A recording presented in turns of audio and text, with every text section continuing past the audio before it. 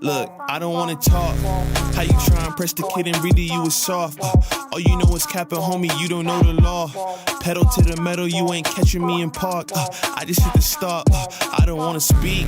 Talking all that good, so I just hit you with the plays. Running up the score like Tyreek, I'm going deep. Watch me how I'm saucing, I be spreading it with ease. You gon' see the peace. You gon' see the flex when you hear these writtens. Trust me, you know the difference. I got a long ways to climb before you see a slippage. I see the process and the journey I'm supposed to be, but perplexed, cause I don't really see nobody close to me. Hopefully this ain't wasted and I know it ain't. You gotta take the time for seasoning to marinate. You need the patience and the pressure just to detonate. I'm trying to blow up and these heathens need to get it straight. Gifted with a vision and precision, I'm just trying to make it high key. Might be breaking free like I was Zion in some Nikes. Tucked at the crib, bro, you know just where to find me. Making beats and spitting crack verses pretty likely. Yeah, socks with the burst, boy, I ain't changed a bit. Normal guy till I die, you know what it is. You probably thought I'd give up now that I got some kids, but really now I got these arrows aiming at your ribs. I don't wanna talk. How you try and press the kid and really you was soft. All you know is capping, homie, you don't know the law. Pedal to the metal, you ain't catching me in park. I just hit the stop. I don't wanna speak. Talking all that good, so I just hit you with the plays. Running up the score like Tyreek, I'm going deep. Watch me how I'm saucing, I be spreading it with ease. You gon' see the peas. Hey, please be on the notice, these my motives. Bought my chicken and it's rotis. You parsimonious, you take it all cause you a locust. My focus is to grow this mission. A visionary, get a dictionary. We here off the rip and we ain't sharing, we just caring. Let me speak it to the manager. We damage her, no, you ain't messing with an amateur. I'm ramming, the competition, they ain't standing up. They fanning from left to right cause now they branded us. Now who that is? Mike Jones, they ain't want me now, they all on me. Got counterfeits trying to play me, I guess they thinking I'm Sony. These big head dummies showing up and out of their character. Homie, you need a price cause without it the squad ain't hearing you. Top of that, we ain't fearing you. We swinging for the fences with the sting of a left hook that connects with Sonny Liston. I'm dismissing any and all of the disrespect. Nonetheless, it ain't a threat, I'm just letting y'all know who's next. I don't wanna talk. How you try and press the kid and really you was soft. All you know is capping, homie, you don't know the law. Pedal to the metal, you ain't catching me in park. I just hit the stop. I don't wanna speak. Talking all that good, so I just hit you with the plays. Running up the score like Tyreek, I'm going deep. Watch me how I'm saucing, I be spreading it with ease. You gon' see the peas, you gon' see the...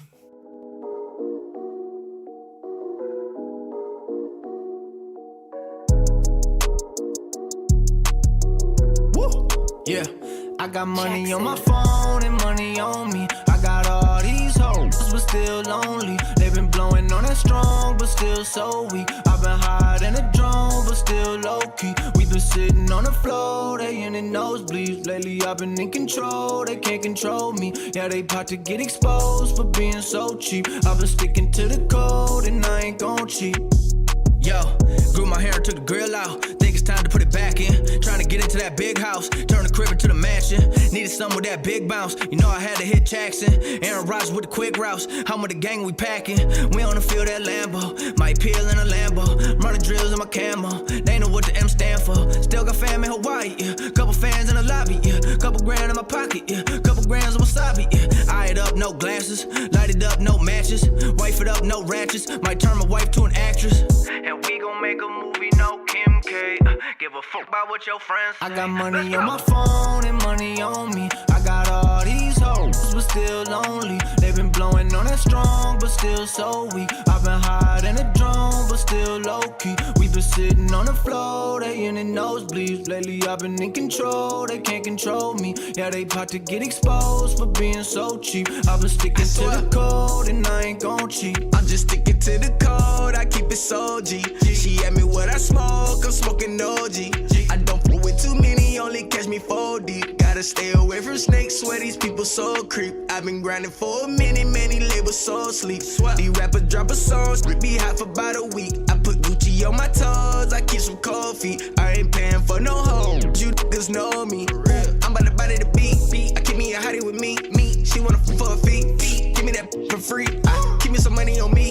Smoking the gas, keep. You with me, sheesh. Bonito, cheap, keep. I got money on my phone and money on me. I got all these hoes, but still lonely. They been blowing on that strong, but still so weak. I've been hiding a drone, but still low-key. We been been sitting on the floor, they in the nosebleeds. Lately I've been in control, they can't control me. Yeah, they about to get exposed for being so cheap. I've been sticking to the code and I ain't gon' cheat.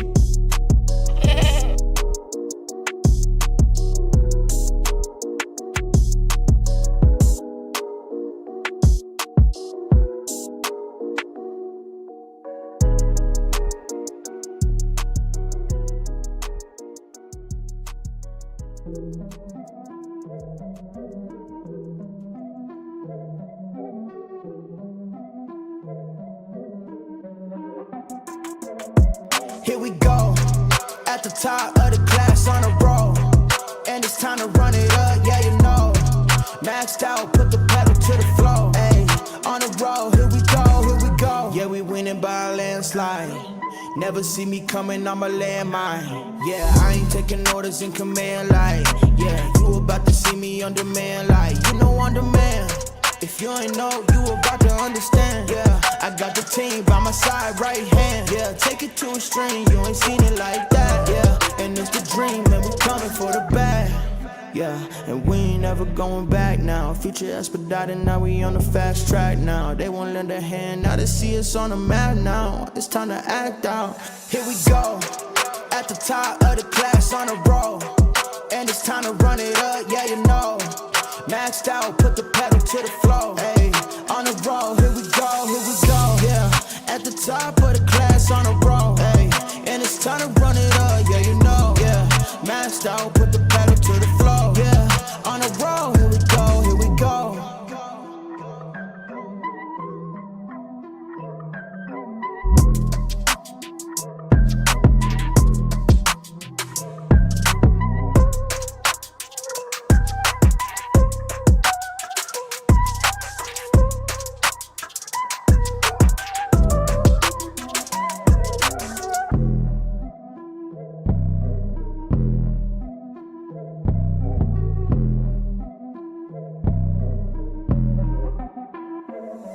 Here we go, at the top of the class on a roll, and it's time to run it up, yeah you know. Maxed out, put the pedal to the floor, ayy, on the roll, here we go, yeah, at the top of the class on a roll, ayy, and it's time to run it up, yeah you know, yeah, maxed out, put the pedal to the floor, yeah, on the roll, here we go, here we go. Here we go. On a roll, here we go, here we go.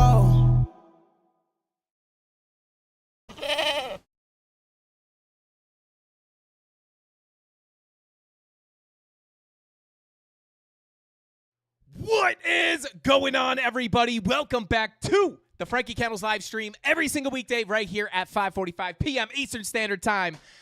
Hopefully, everybody had a great holiday weekend. For those of you in the U.S., guys, Bitcoin getting a little bit of a pullback here. Is this something you should be worried about? We are going to be looking at some very, very key levels on the chart, specific levels we want to remain above in order to continue our trend to the upside, or overall continuation to the upside. But we are also, at the same time, guys, rejecting a very, very, very key level of resistance. Now, you guys know over last week and for a while now, we've been looking at a macro 786 Fibonacci retracement level. And although we did technically get above it for the weekly on Sunday, we are still technically rejecting from this level. So I'm not going to give you guys the, oh my God, moonshot, oh my God, bear market. I'm going to go over the actual information on the charts and give you guys both the bullish case and the bearish case, and then give you guys my overall thoughts on which side I'm leaning towards, and I'll share with you guys kind of how I'm handling this price action for my own personal trades. But are we going to get that breakdown, guys? I know a lot of people are looking for a bigger dump. A lot of people are looking for a bigger pump, but we're going to take a look at the charts, and you guys know the charts are the truth, and that's all we're ever going to speak here on the channel. So shout out to the CandleMafia. Thank you guys for being here. Shout out to Slim Shift Media says, never worried. Shout out to Slim Shift. Let's go, baby. Let's see. We got Spitter Trades in the chat. What is going on, bro? We got Gen Z in the chat said, send it to zero, baby. Send it to zero. Shout out to Gen Z. Welcome in, bro. Good to see you. Long time no see. He was just in the premium Discord or the premium live stream. But shout out to Base Bailey. Welcome in. We got Rob the Crypto Snob. Guys, don't forget to show our mods some love in the chat. They help us out endlessly with this YouTube channel. Show them some love.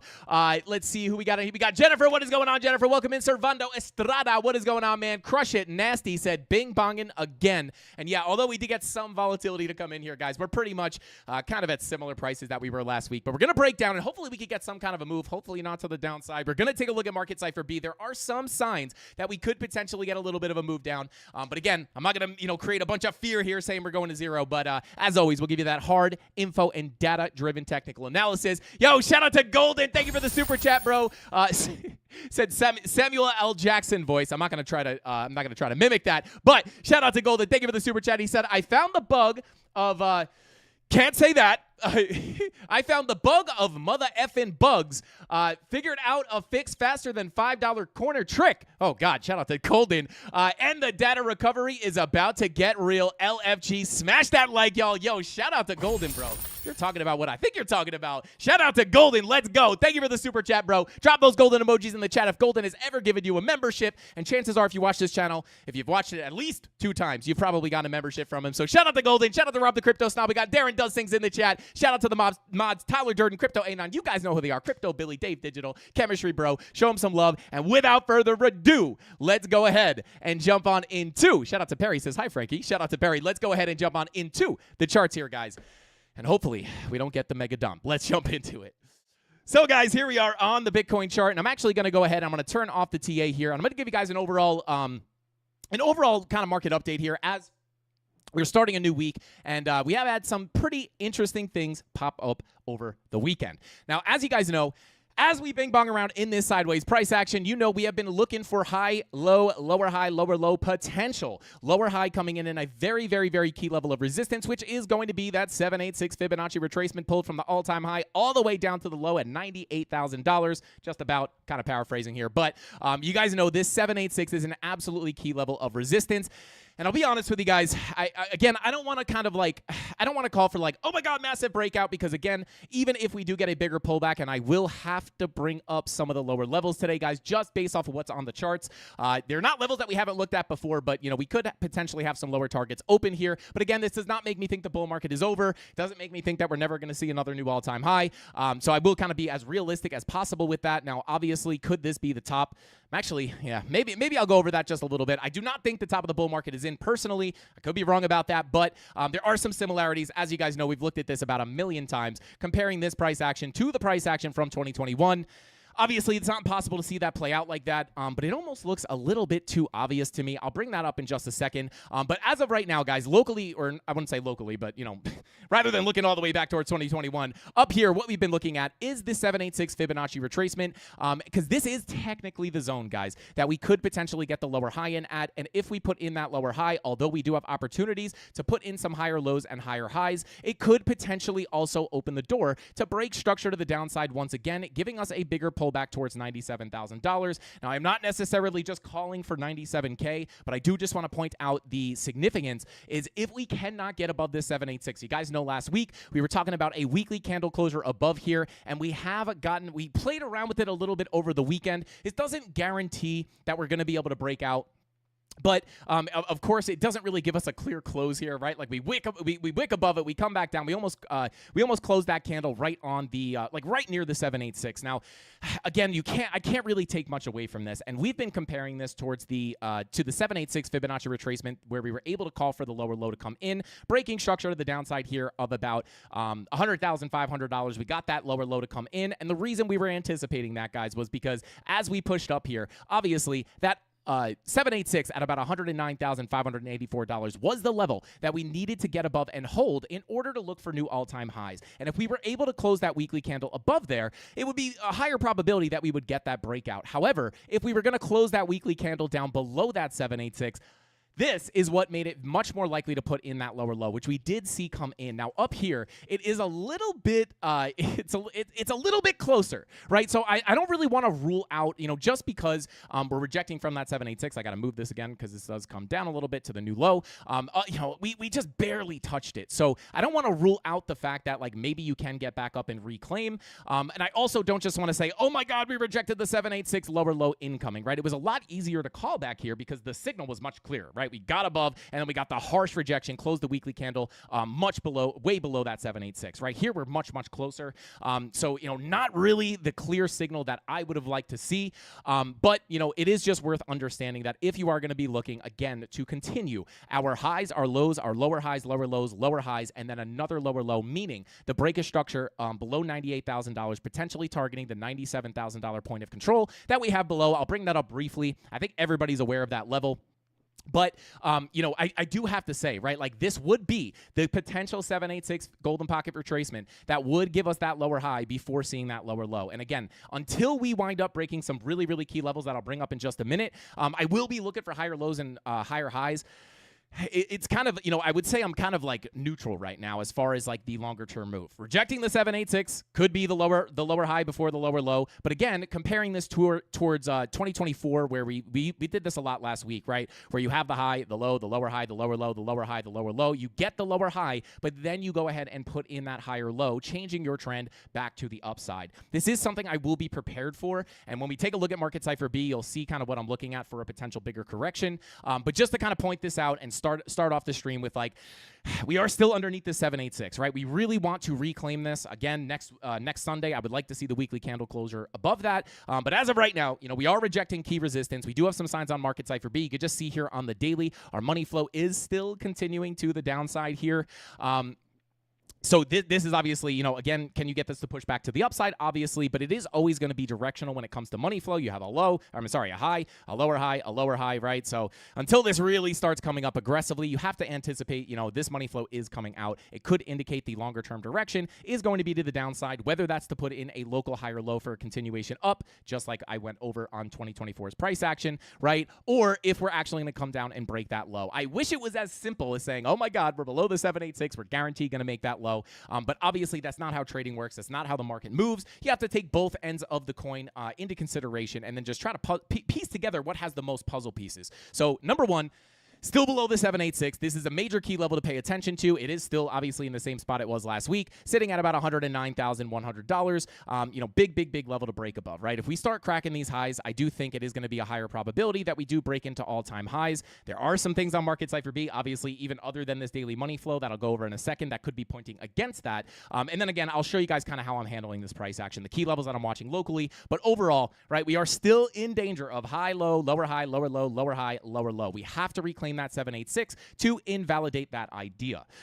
So keep that in mind, right? Major key level of resistance. And let me go ahead and pull up some local levels here. And I will just go over Market Cypher B real quick on the higher time frames, right? We do have the 2-day VWAP starting to come to the downside here. We don't have the red dot just yet. Money flow still looks pretty healthy. On the 2-day, you can see we're getting a little curvature to the upside, and we're just decently in the green here. But if that red dot prints on the 2-day, it could indicate some kind of ebb or flow to the downside. And then you take a look at the daily. We were just printing a daily red dot. It just unprinted, so still a little bit of a choppy scenario up here. But I will just say, that red dot was just flashing. It might come back on during the stream. We'll see what happens with the price action as it develops. But money flow coming out on the daily. 2-day red dot potentially coming in. Daily red dot was already flashing earlier today. So I am going to be cautious, and there's other things as well, for a potential bigger continuation to the downside. But before we do that, or in order to do that, let's go ahead and bring up our key levels in general, right? So last week we were looking at this upper range, right, where we had the value area low sitting at about 107,174, POC sitting at about 108.9K, and then the value area high sitting up here at $110,112. Now, on Friday, I did not go live on Friday. Obviously, I had some 4th of July plans, but in the premium Discord, we were looking for a potential lower high to form here, although I was not trading over the weekend. We did have the Fibonacci Golden Pocket 786 retracement here, letting the Discord know, hey guys, if we do get a bounce, whether we push into the value area low, which we barely did front run, just to kind of show you guys how choppy price action really has been. Not very often that you front run these key levels, but there is Bitcoin front running that value area low by just a couple of dollars before getting the push back up. But we also had those short setups. Like I said, it is not about picking a direction and just taking a trade or only looking for longs or only looking for shorts. If we did push down into here, I probably wouldn't have taken the trade because I wasn't trading over the weekend. But this would have been a nice long position to take, in my opinion. But we did get the front run. We got the push to the upside where we were looking for some short setups up here off the golden pocket 786 retracement in anticipation of a potential high, low, lower high, and then a potential correction from that Fibonacci zone, right? So we did have that short setup in the Discord, right? And again, you could just see how these rejections are very likely at these Fibonacci zones. Specifically, what I like to look at is between the golden pocket and the 786. So obviously, we did have that in there. We did get the pushback. But overall, these are still the local levels I'm looking at, as well as a new volume profile. I wouldn't consider it new, right? But just a little bit of a different profile than we've been looking at. But don't forget these key levels, guys. We do have support down here at the golden pocket 786 retracement, value area low confluence on that golden pocket. Are we on our way to about $106,000? I will say for that short setup, maybe I can pull it up here. Bada boom, there was that setup from Friday, right? If we did see this play out, the general thought process here, obviously not a signal to short right now. The setup was to be had up here as price action was pushing up. But the kind of final thought process here was like, hey, if we put in the lower high and we come down, I am going to be looking for that to potentially come down towards this 786, sitting at about $106,235. And there are things on Market Cypher B potentially indicating the continuation down, right? If we take a look at the 16-hour, you guys can see we do have the red dot printing. We also have the 12-hour red dot printing with our 1 hour and 45-minute money flow crossing over into the red. Now, obviously, this could ebb and flow here a little bit, but 1 hour money flow crossover into the red, 45-minute is obviously in the red as well, could indicate that the continuation down may be able to play out here, and I will be watching that 786 as a key level at about $106,260. So, and I'm going to bring up another volume profile as well, but this is kind of these are kind of the local levels that we've been watching.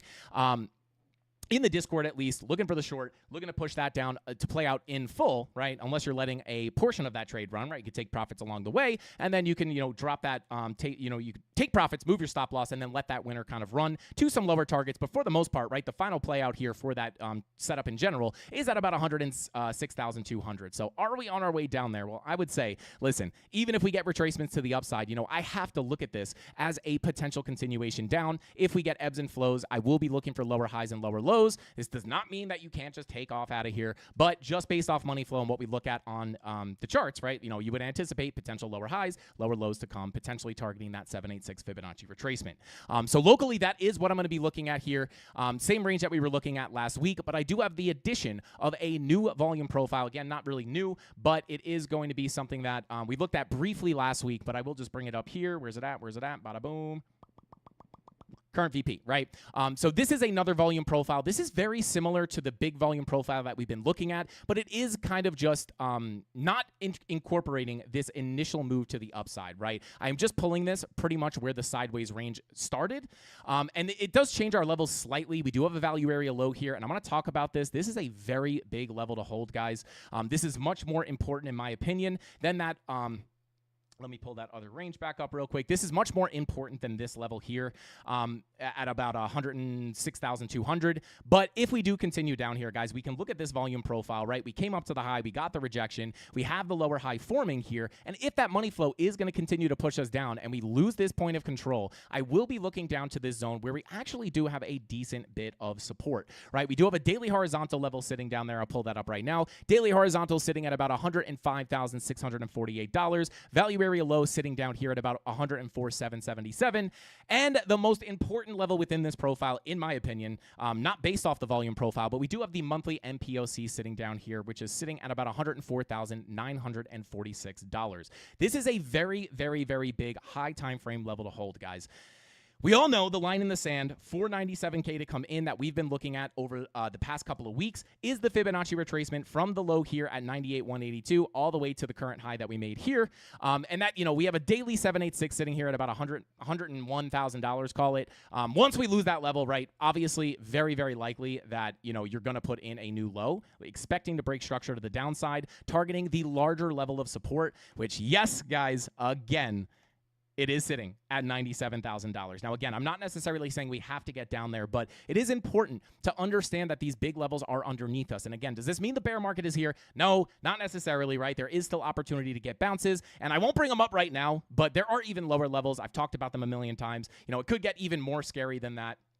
But at the end of the day, what I'm going to be looking at here moving forward is going to be, at first, the biggest level before we get down to that 786. We can look at this if we come down there. But right now, with this monthly MPOC, we have a lot of liquidity sitting below these lows, right? I would draw it from this little higher low, right? And then this higher low right here. You know, obviously going to be a lot of liquidations and stop losses sitting there. That was my attempt at writing licks. But if we do come down there, I just want to point this out, right? Very, very big key level of support. And also, not only do you have the monthly MPOC, the value area low, and the daily level, but this is also a very, very key level because it is also our value area high of our overall macro range here at about $105,000. Let me get the exact number for you. $105,600, right? I think it's $105,740 is the exact level, right? So if we get down there, you really, just like when we came down for the first approach, right? You really want to hold that level. If you come back down here and you start getting accepted into the value area, it does not only open up the opportunity to come down for a bigger retracement into the macro golden pocket, and again, macro is relative here,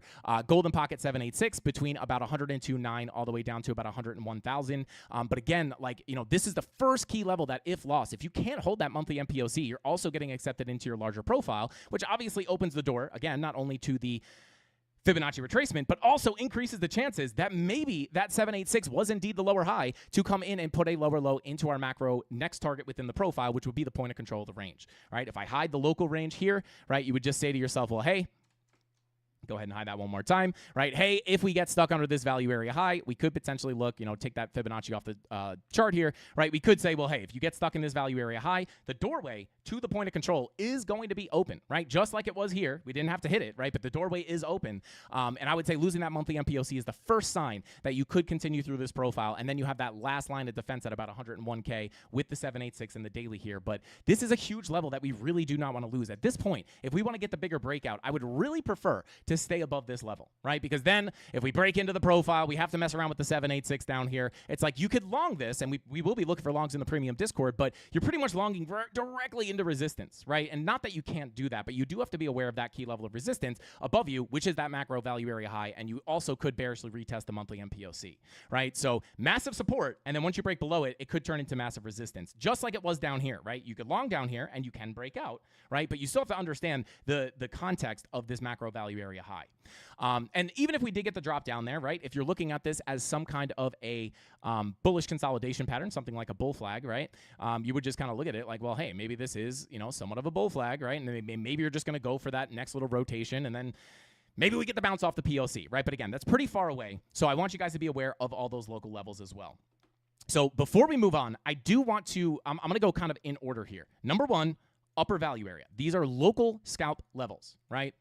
Come on down to the 1 hour, right? So if we do continue down to this value area low, I would say, you know, this would obviously be the short setup played out in full. I'll pull that back up real quick just to get a little bit of context there, right? So that would be kind of like where I would look to lock in the profits on the short, or at least take another take profit. And then, you know, once you start losing this, is this the best level to long?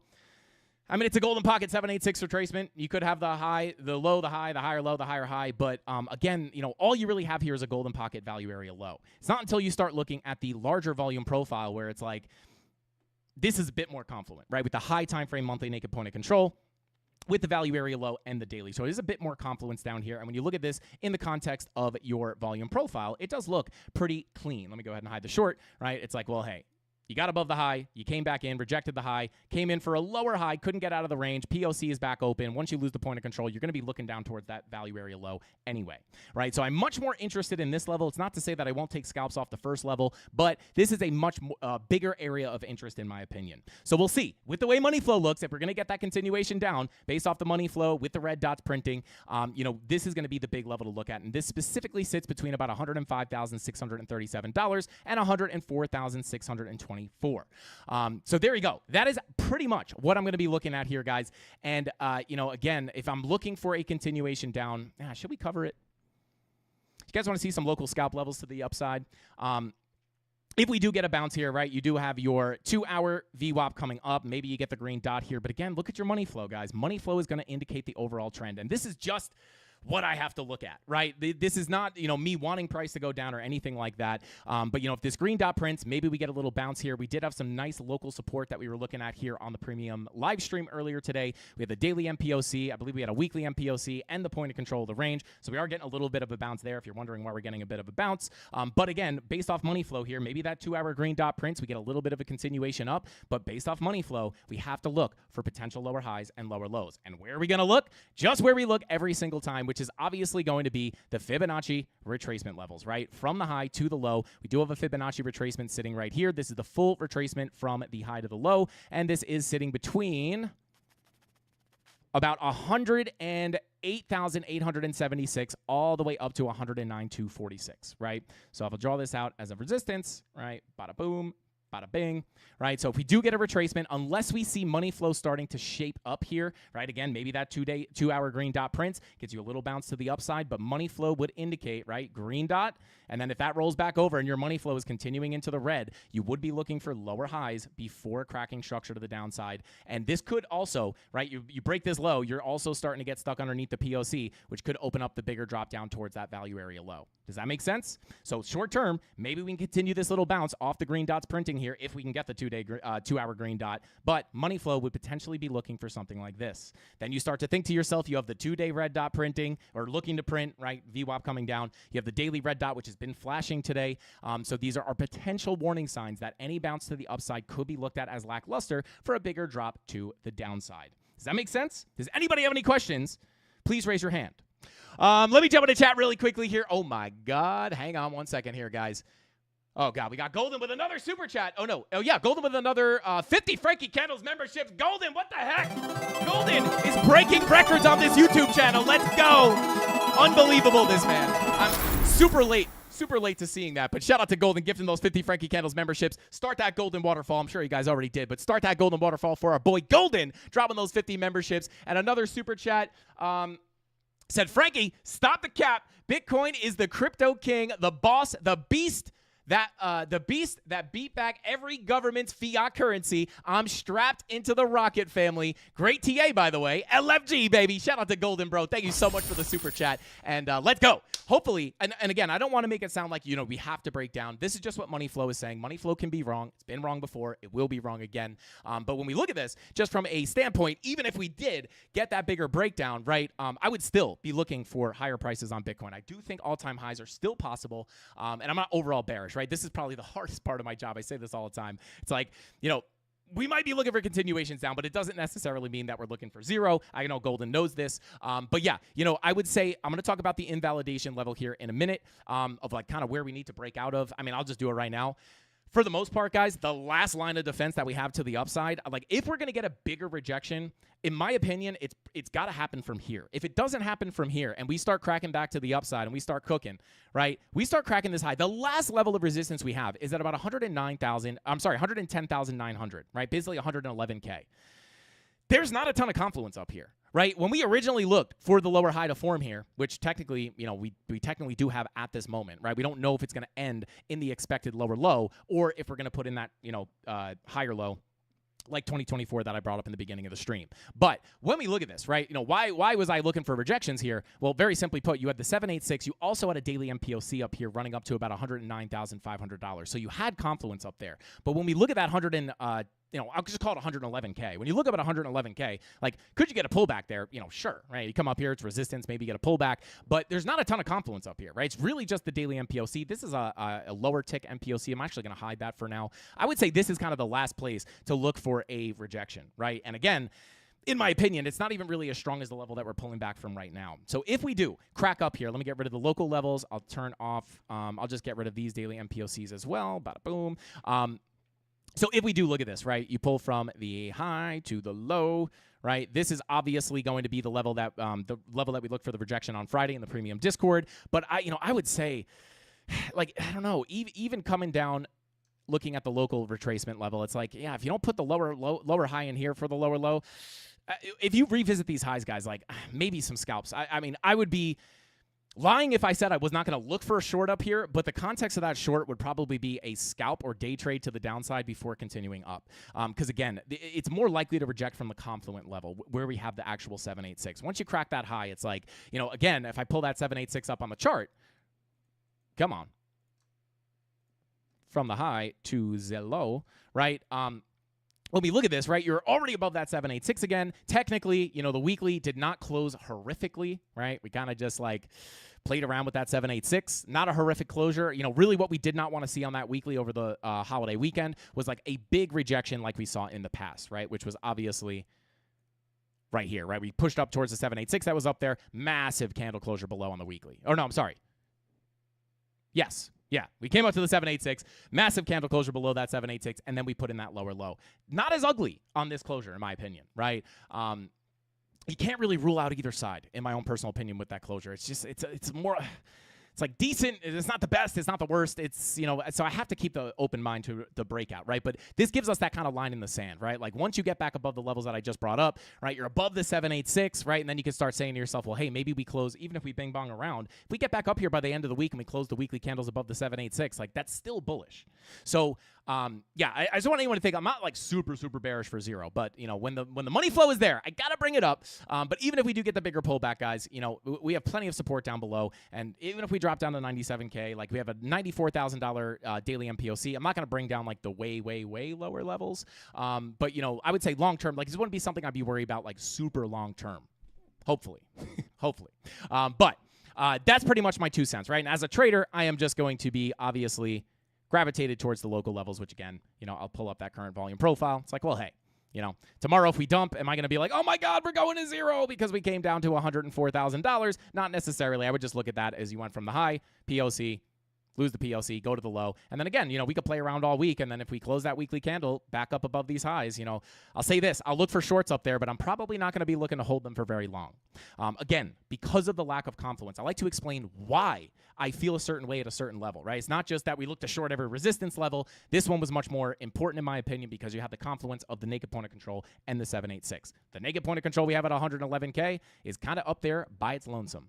This is a not as strong of a level of resistance. I may not even look at that, right? Because at that point, that you're just looking at the all-time high, right? Like this MPOC is like right there at the all-time high. And I would say, hey, come up and take this high. Maybe you get the pullbacks, but you're breaking out of the profile. It just looks a little bit more bullish than me, more bullish to me, right? And especially if you get that weekly candle closure again, like get 2 weekly candles up there above that 786, still looking pretty good.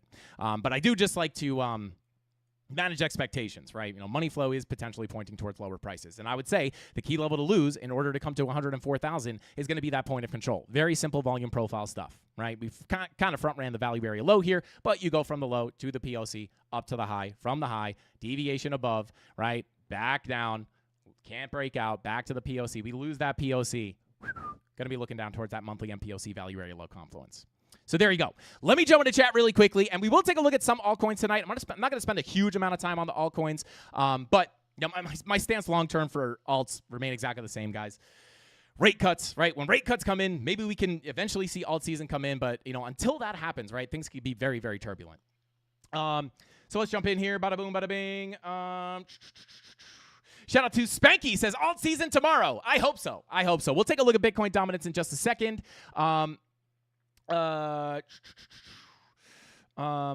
What date is the current volume profile pulled from? This is pulled. Shout out to Genzi. You should. I shared this chart in the Discord, so you should be able to get this imported into your trading view, so you can get my exact levels.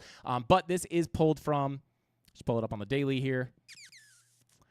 This is pulled from May 19th. You could also potentially, it's the same profile pretty much, right? If you want like a really simple place to pull that from, you could also pull it from the all-time high, right, to your current price action. Levels are pretty much exactly the same. So there you go. Shout out to Genzi. Hopefully that answers your question. Let's see. Shout out to BGM, said, please, ICP. Shout out to you, brother. I will try to take a look at ICP for you, no problemo. I will attempt to look at as many altcoins as we can. Like I said, I'm not going to go ahead and I'm not going to spend a whole lot of time on them, but I will take a look at some of them. We'll take a look at Ethereum, etc. Can we look at the gold chart? Shout out to Elixir. Yeah, we could try to take a look at the gold chart. XRP, yeah, I'll take a look at XRP as well. Oh, yo, shout out to Golden said it's for the public peeps. There you go. Gen Z wanted everybody to have the profile. Let's go. Shout out to Gen Z. Captain Kirk in the chat. Welcome in, Cap. Good to see you in here. Hopefully you had a good and safe 4th of July. Hopefully everybody's got their fingers still. Some crazy videos on Instagram. It's like before 4th of July, I saw like 30 Instagram posts that were like of people who had their hands blown off last year. And they were like, don't let your friends do the fireworks. Don't use fireworks. And then right after 4th of July, I saw all new videos of people with injured hands. But let's see. Yo, Perry said Golden again, bro. Golden is insane, man. I don't know what number. Another 50. Oh, my God. Damn. The guy with another 50 Frankie Candles membership. Golden is amped. Golden is amped, and I love it. Shout out to Golden, bro. You are the GOAT. That's 100 memberships already. We're only a few minutes into the stream here, and he's already gifted 100 memberships. He gifted, like, I think, 1 million memberships last week. Insane. Let's see. Yeah, shout out to Dejanson. I like that name, bro. He said, guys, question. I'm new here. Does this guy show his live trades? Yes, I do. Let's see. Bada boom, bada bing. To be honest, I haven't really. I've been very picky with my trades recently. When I'm in trades, I will bring them up and show them. I save the setups and stuff for the Discord, right? It wouldn't be fair for the people to pay. Just for things I talk about on the live stream. Obviously, we talk about all the key levels, the areas where I'll be interested in bounces. But for all my personal trade setups and stuff, that goes into the premium Discord, and then I share those trades as they come in. But recently, I'll be honest, guys, I have been very, very, very picky with the trades in this choppy price action. But yes, absolutely. When I have trades, I will show them. I am a little bit of a scalp long right now. It's pretty much at break even, though. Let's see. Shout out to Golden. Shout out to Rob the Crypto Stop. Thank you for the alt list. I appreciate you, brother. I'm going to go ahead and pin that to the top of the chat. Not hide user from the channel. Pin message. There we go. Let me check out the poll here. Will we dump? I don't know. I'm here to find out. That was the winning. That was the winning poll. I love that. But yeah. Let's see here. Bada boom, bada bing.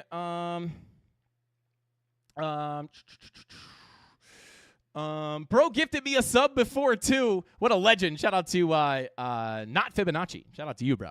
Yeah, Golden is a wild man. He seems very amped. I think he's very excited right now. Do I trust the blood diamonds on Market Cypher B? Yes. I mean, so here's the thing, right? It really depends. When it comes to trading, right? A lot of people just try to make it seem like it's a buy or sell signal, right? And, could you use it like that? Sure. I wouldn't necessarily use it like that. But blood diamonds, I mean, they're as reliable as anything in TA, right? I think a lot of people search for that one thing that they can just trade off of. I would never just trade off a blood diamond, right? So I don't know exactly where you're looking at. We may have a blood diamond. Any high time frame? I usually look at blood diamonds on the higher time frames, if I'm being honest. But yeah, okay, so you have like a little 6-hour blood diamond. Do you get a move down? Yes. You got a 6-hour blood diamond here. Do you get the move down? Yes. I would never trade based off this. I kind of use this as confluence, right? It's like, it's not what I looked at to enter trades, right? I wish it was as easy as just seeing a blood diamond shorting and making money. I mean, technically, if you did it here, depending on when that started printing, I guess even if you entered at the bottom of the candle and entered on the confirmation, right, you would have gotten a move to the downside. But just to kind of be fair here, I don't want anyone to think, like right here, here's another 6-hour blood diamond. You get a little dump, right? And then you absolutely rip to the upside, right? Here, you get a blood diamond. You kind of bing bong around, come up, right? And then you get another one, get a dump, right? So it's not just going to be like this one thing that you look at to take a trade, or at least that's not how I personally do it. I look at more like advanced techniques. I'll look at the order flow. I look for actual discrepancies between momentum and price action, SFP, stuff like that. We look at liquidity. So it's not something I trade alone. But for example, right, like I obviously am not in this trade, but from the short setup we had in the premium Discord here from the Fibonacci retracement, right, this is, if I were to get into this, right, I'm not looking at blood diamonds to actually enter the trade, right? We look for more specific, actual entry confirmations off the candlesticks, right? But, as I'm riding that short down, right, if I'm looking at money flow coming out, right, I'm looking at key resistance above. Let's just, for example, say you have key resistance here, you retrace in, right, you start to get the rejection. I'm already expecting a continuation down, and then I see that blood diamond print. That is kind of where I would say, well, hey, that's nice, right? I'm starting to feel really, really confident about a bigger push to the downside. But you always have to remember any signal signal on any indicator, right? It's not, it's any indicator you look at, right? Nothing's going to be 100% hit rate, right? I wish it was that easy, right? A lot of people love the Frankie Candles Essentials indicator, which is obviously 100% free. Just search my name in TradingView, you can get it on your chart. It's basically a souped up volume profile. And this indicator does also have, I wouldn't call them buy or sell signals, but we do have like sauce can emojis that pop up, letting you know when you have bullish or bearish confirmations above or below a volume profile, which is a huge part of our strategy, right? I don't just see something pop up and take a short, right? Even when we look at, maybe I can pull it up here. Let me see if I can actually, I'll just, now that it's played out, right, I'm not sharing anything special because it's already played out. But if I pull up the actual short setups that we were looking at in the premium Discord, I'll just kind of show you what I do here.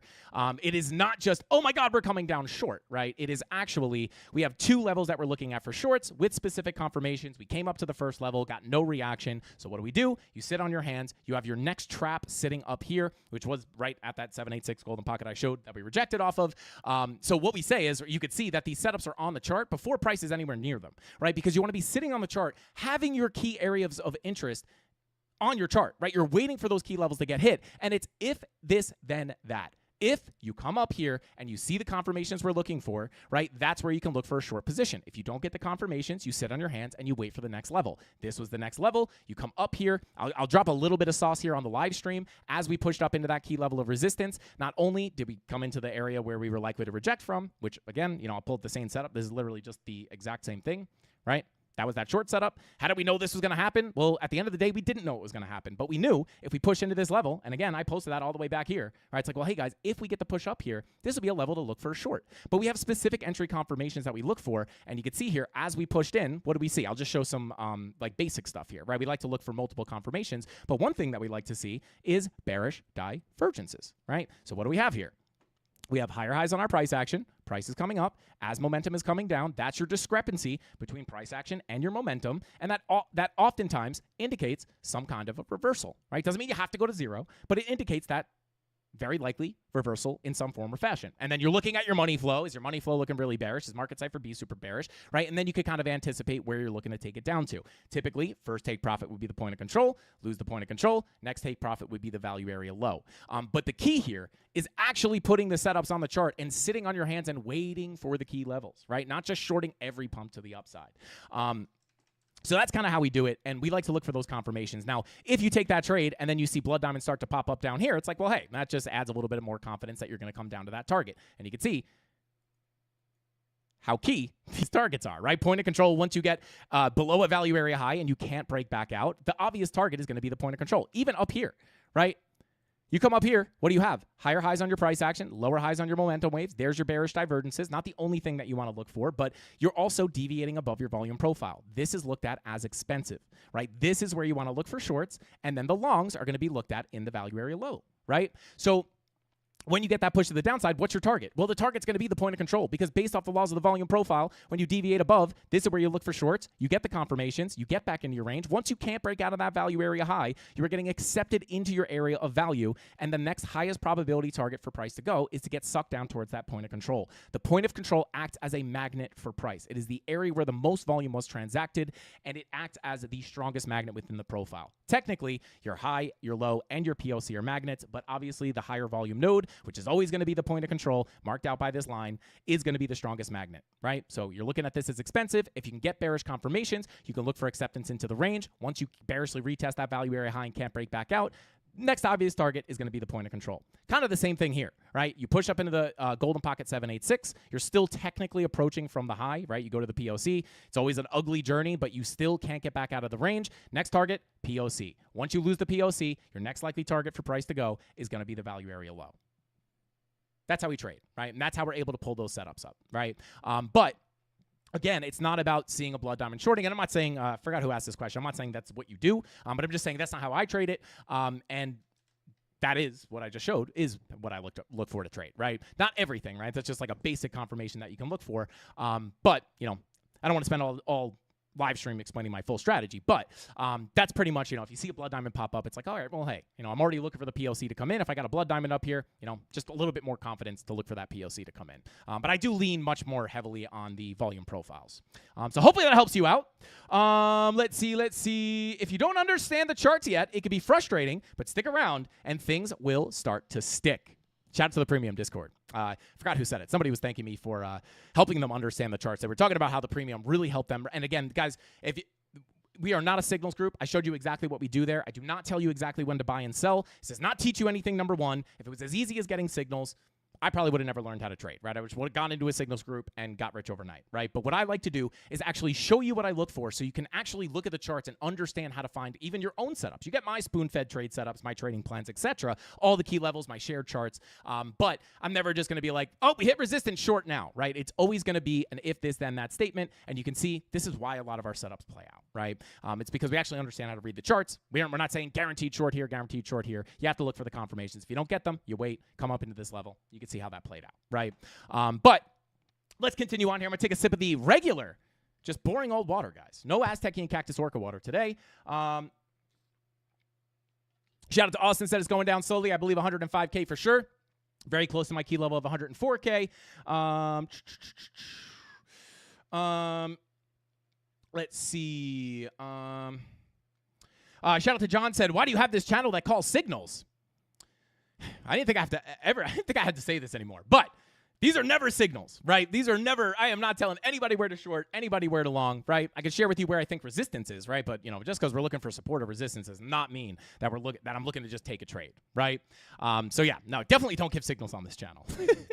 But the reason for this channel is to teach for free. My goal with this channel is to give away as much free value as possible, right? I get much more detailed in the Discord, but if you look through this channel, especially in the beginner series, this is basically like a beginner's course for free. If you watch all the tutorials, you'll get through, you'll go from pretty much knowing nothing about the charts to understanding how to mark up a chart and the basic strategy of what I like to look for my trades, right? Never signals, right? It's funny. Sometimes people come in here and they're like, you said it was going to go down yesterday. And it went up. And it's like, dude, if you're looking for someone to say it's going up and it just goes up every time, you're looking for someone that doesn't exist. I promise you. Trust me. I've been through the whole thing. But yeah, there you go. But anyway, let's continue on here. Golden with another 50 Frankie Candles memberships. Golden. What the heck? Yo. Golden is on one right now. Shout out to Golden, bro. Let's see. He said, if you're trying to get a membership, please smash that like button. It's for free for you to do. Shout out to Golden. Smash that like button. I didn't say that. Smash that like button if you guys have not already. We will be doing giveaways as always on Friday, like we do every single Friday. We got Jim Kramer in the chat getting a free Frankie Candles membership. Never did I think we'd see the day where Jim Kramer, as I like to call him, James Kramer, would have a Frankie Candles membership. Shout out to Jim Kramer. What is going on, bro? Welcome in. Yeah, shout out to $5 for BTC. We'll take a look at Bitcoin dominance. No problemo. Shout out to Craig, said, I liked without a membership. This dude is cracked. Shout out to Craig. Let's go, baby. Let's go. And if you've been in the Mafia, you know the free value on this channel is literally unmatched. I will say that with full confidence. I might not be able to tell you for 100% whether price is going up or down. And, I think I'm like the one person that is like the most transparent about that. Even when we have strong confirmation, it's like, listen, like, could it not play out? Absolutely, right? TA is not going to play out 100% of the time. And I'll just say this. If you want to learn how to trade, stick around and get the free education, right? I'm not even going to push anybody into my Discord because you can learn so much for free here before you even have to take that next step. But yeah, we look to give away as much free value as possible. It's literally my main goal. That's literally my main goal here on the YouTube channel. And yeah, if you're new here, check out the beginner series. I literally have nothing to gain from it. I guess other than a couple of views, but it's totally free. Shout out to Ligma Wick, said I come here to get humbled. Shout out to Ligma Wick. Well, hopefully, shout out to Ligma Wick. I think I've seen you make ask some good questions about TA that you've done. That's been pretty close to what I'm looking at. Shout out to Ligma Wick. Let's see. USD is getting strength, so usually dump. Yeah, shout out to the wraps. Yeah, obviously the correlation isn't like 1 for 1. Maybe we'll take a look at that. I'll compare the DXY to Bitcoin, and we'll kind of look at how that's played out in the past. But yeah, let's see. Bada boom. Shout out to Crypto Owl said Frankie Kendall's Essential pumped my gains by 50%, y'all. Yes, sir. Frankie is awesome. Shout out to Crypto Owl. Yeah, and I was going to bring that up, right? Frankie Kendall's Essentials, if you guys want to check it out. Again, really nothing to gain here. Totally free, no email, no nothing. Just go into TradingView, search my name, Frankie Kendall's Essentials by Lux Algo. Shout out to Lux Algo for helping us do that. But this is just a souped up volume profile, and I will just bring it up like very, I'll just bring up like a random range here. It does give, right, I don't want to say they're signals, right, but it does give you indications of when you are getting confirmation, right, where I would potentially be looking for a trade, right? So when you deviate outside of a value area to the upside, this is where we look for shorts. And you can see we did get a sauce can up here. We did make another high here. I'm just randomly pulling this. I don't have any of my settings pulled up here. It's not pulling from Market Cipher B or anything like that. But, you're not just going to short the sauce can, right? And then same thing with the bullish case, right? If you deviate below the volume profile, you get bullish confirmations outside of the value area low. It's going to give you that sauce can to look for a move to the upside. But it's never just looked at, like, you still have to understand how price action works. And I bring my indicator up to show you that it's not just like, even my indicator is not going to work as a simple buy and sell signal. Trading is not that easy, right? I wish it was. Again, if it was, I would just have a bot set up on the best indicator, right? It just doesn't exist, right? That's why I say if you're searching for a signals group or you're searching for a YouTuber to tell you when it's going up or down or when to buy, sure, you might get it right once in a while and you make some money, but if you don't understand how to read the charts, you don't have a plan for that trade, you don't understand trend or Fibonacci retracements or market structure or anything like that, you're going to be lost, right? You're just going to buy, it's going to go up, and you're going to think it's going to go up, and you're going to get rich, and then it's going to come back down. Change for the rotation back down towards the low. I don't know if this went to the actual low or not. Yeah, front ran the low there, but just to show, right, even my indicator, right, you can't just short that. You have to understand what to look for, and you have to understand the charts to some degree, obviously. All right, let's see. Yeah, shout out to Crespo Crypto. Thank you for the super chat, bro. He says, yo, Frankie, I trade the 1 minute time frame for years, and I've never seen them so flat in my life. 1 cent range for minutes at a time. Thoughts? Shout out to Crespo. This is kind of what I've been talking about recently. Not only, I sometimes I think people get a little bit, I always say, like, hey, guys, not much has changed in the long term.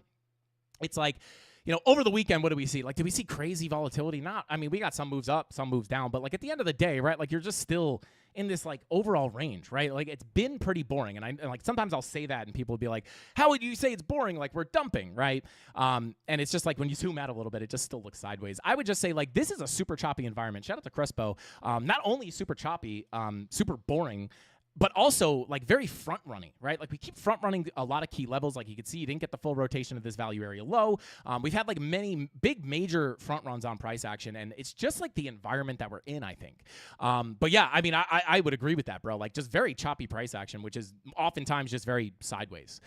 So you're not alone, bro. You're not alone. This is, I was telling the premium Discord, if you're learning how to trade right now, you're learning in a very, very, very interesting environment. It's not always this choppy or this unpredictable. I wouldn't even say unpredictable, but it's just like, even if you scrub that all the way back here, right, from someone who's just investing in spot bags, and when Crespo's saying he's trading the 1 minute and feeling this, it even goes to, like, low time frame traders. Obviously, on a 1 minute, this is a massive dump, this is a massive pump, this is a massive dump, this is a massive pump. But overall, right, like, we're just kind of ranging around up here, right? So, like, nothing really major has happened in quite a while, right? And then you take it out a step further, and it's like, if we wind up coming all the way back down to our macro volume profile, right? Let me go ahead and hide the daily MPOCs, right? I'll hide the local range, right? If you even look at it like this, it's like, guys, if we get stuck back in this range, yes, this would be a terrifying drop, right, for a lot of people.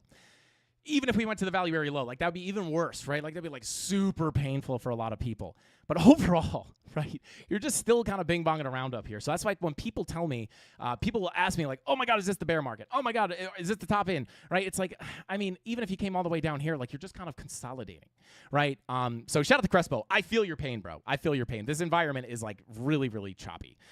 So, yeah, even on the 1 minute. I don't trade the 1 minute, like, every day. But yeah, I mean, like, even this, right? Like, obviously over the weekend, especially a holiday weekend, it's not uncommon to see, like, some kind of wonky price action like this.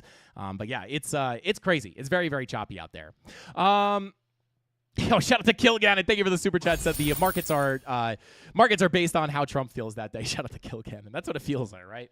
Every big dump that we see, and I will bring it up, right? Every dump we see is like, or pump, it's like, it is very, very tied to Trump's tweets sometimes. But even on those tweets, right, we are also, typically, when we get the bearish news, I'm not saying that it was exactly here, right? But like if you get bearish news, right, oftentimes the short setups are on the chart before that news even comes in. That's why I always just stick to the charts, right? More often than not, you're going to be on the right side of the trade. If you're trading the news, it's very difficult, right? Because by the time the news comes out, it's like the move is already happening, or like majority of it has already happened, right? So like if we see a dump down to say 106K, or even down to the value area high at 105K, let's say there's a tweet here that comes in that dumps the market, right? People will say like, oh my God, Trump dumped the market. And it's like, is that true? I mean, you can't really argue against it. But if it was only based off news, why were we looking for shorts up here, right?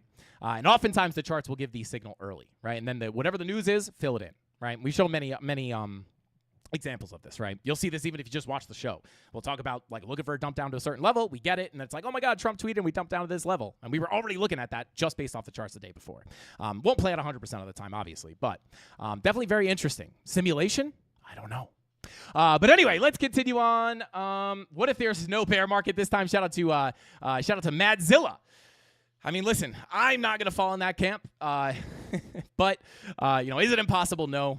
But every bull market, everybody thinks the bear market's never going to come in. This time is different. Golden bull run. This time's different. Fundamentals are more bullish than ever. This has happened every cycle top, and is true every cycle top, right? Like fundamentals get stronger and stronger as more adoption comes in. But every time we do see a bear market come in. Could the bear market get muted? Fact that we have big money coming in. Obviously, this is the most bullish fundamentally we've ever been, because we're the most progressed through crypto's journey, right? Just crypto's life.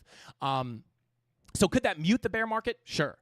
Does it mean that there's never going to be another bear market? I wouldn't say so, because even when Bitcoin stabilizes to move more like the stock market or something like that, obviously we also have massive dumps on the stock market too, right? It typically goes up forever, very similar to Bitcoin, right?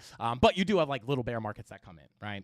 So will they get less and less over time on Bitcoin? I would think so, based off the maturity of an asset. That's just kind of how things happen as the market cap goes up. Obviously, supply shock and stuff comes into that as well. But yeah, I mean, I wouldn't say never another bear market, right? Only because it's very unlikely. Impossible, no, but I would almost say impossible, but hopefully not. Hopefully we just go up forever. But nothing goes up in a straight line forever. Shout out, I forgot who said that, but shout out to you, man. Let's see. Bada boom, bada bing.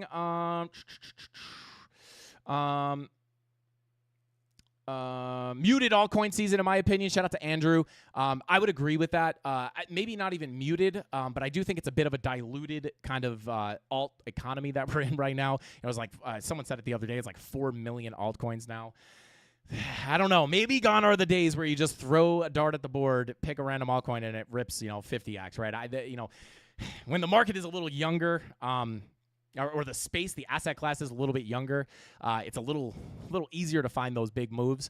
But I do think, listen, if we get rate cuts, guys, everything is lining up to be, and this is not me saying everything is lining up or guaranteed, right? Like never, ever in the life of this channel have I ever said anything is guaranteed, and I never will, right? Because it's just not the case. Even if everything points towards up, I'll tell you that that's what I think. But obviously the opposite end of the coin is always open, right? But if we had rate cuts already come in, and alt's already got a massive pump, I'd be much more bearish for like a bear market to come in, right? Is it possible to have no alt season? Yes. Obviously anything is possible, but if they cut rates, very likely we're going to see these altcoins pop off. And a lot of people calling for no alt season kind of makes me think that could be a very likely situation, right? Like everyone's pretty much given up on alts this cycle. We are very clearly in a bull market here, guys. Massive uptrend on Bitcoin. I know the altcoins have suffered a lot.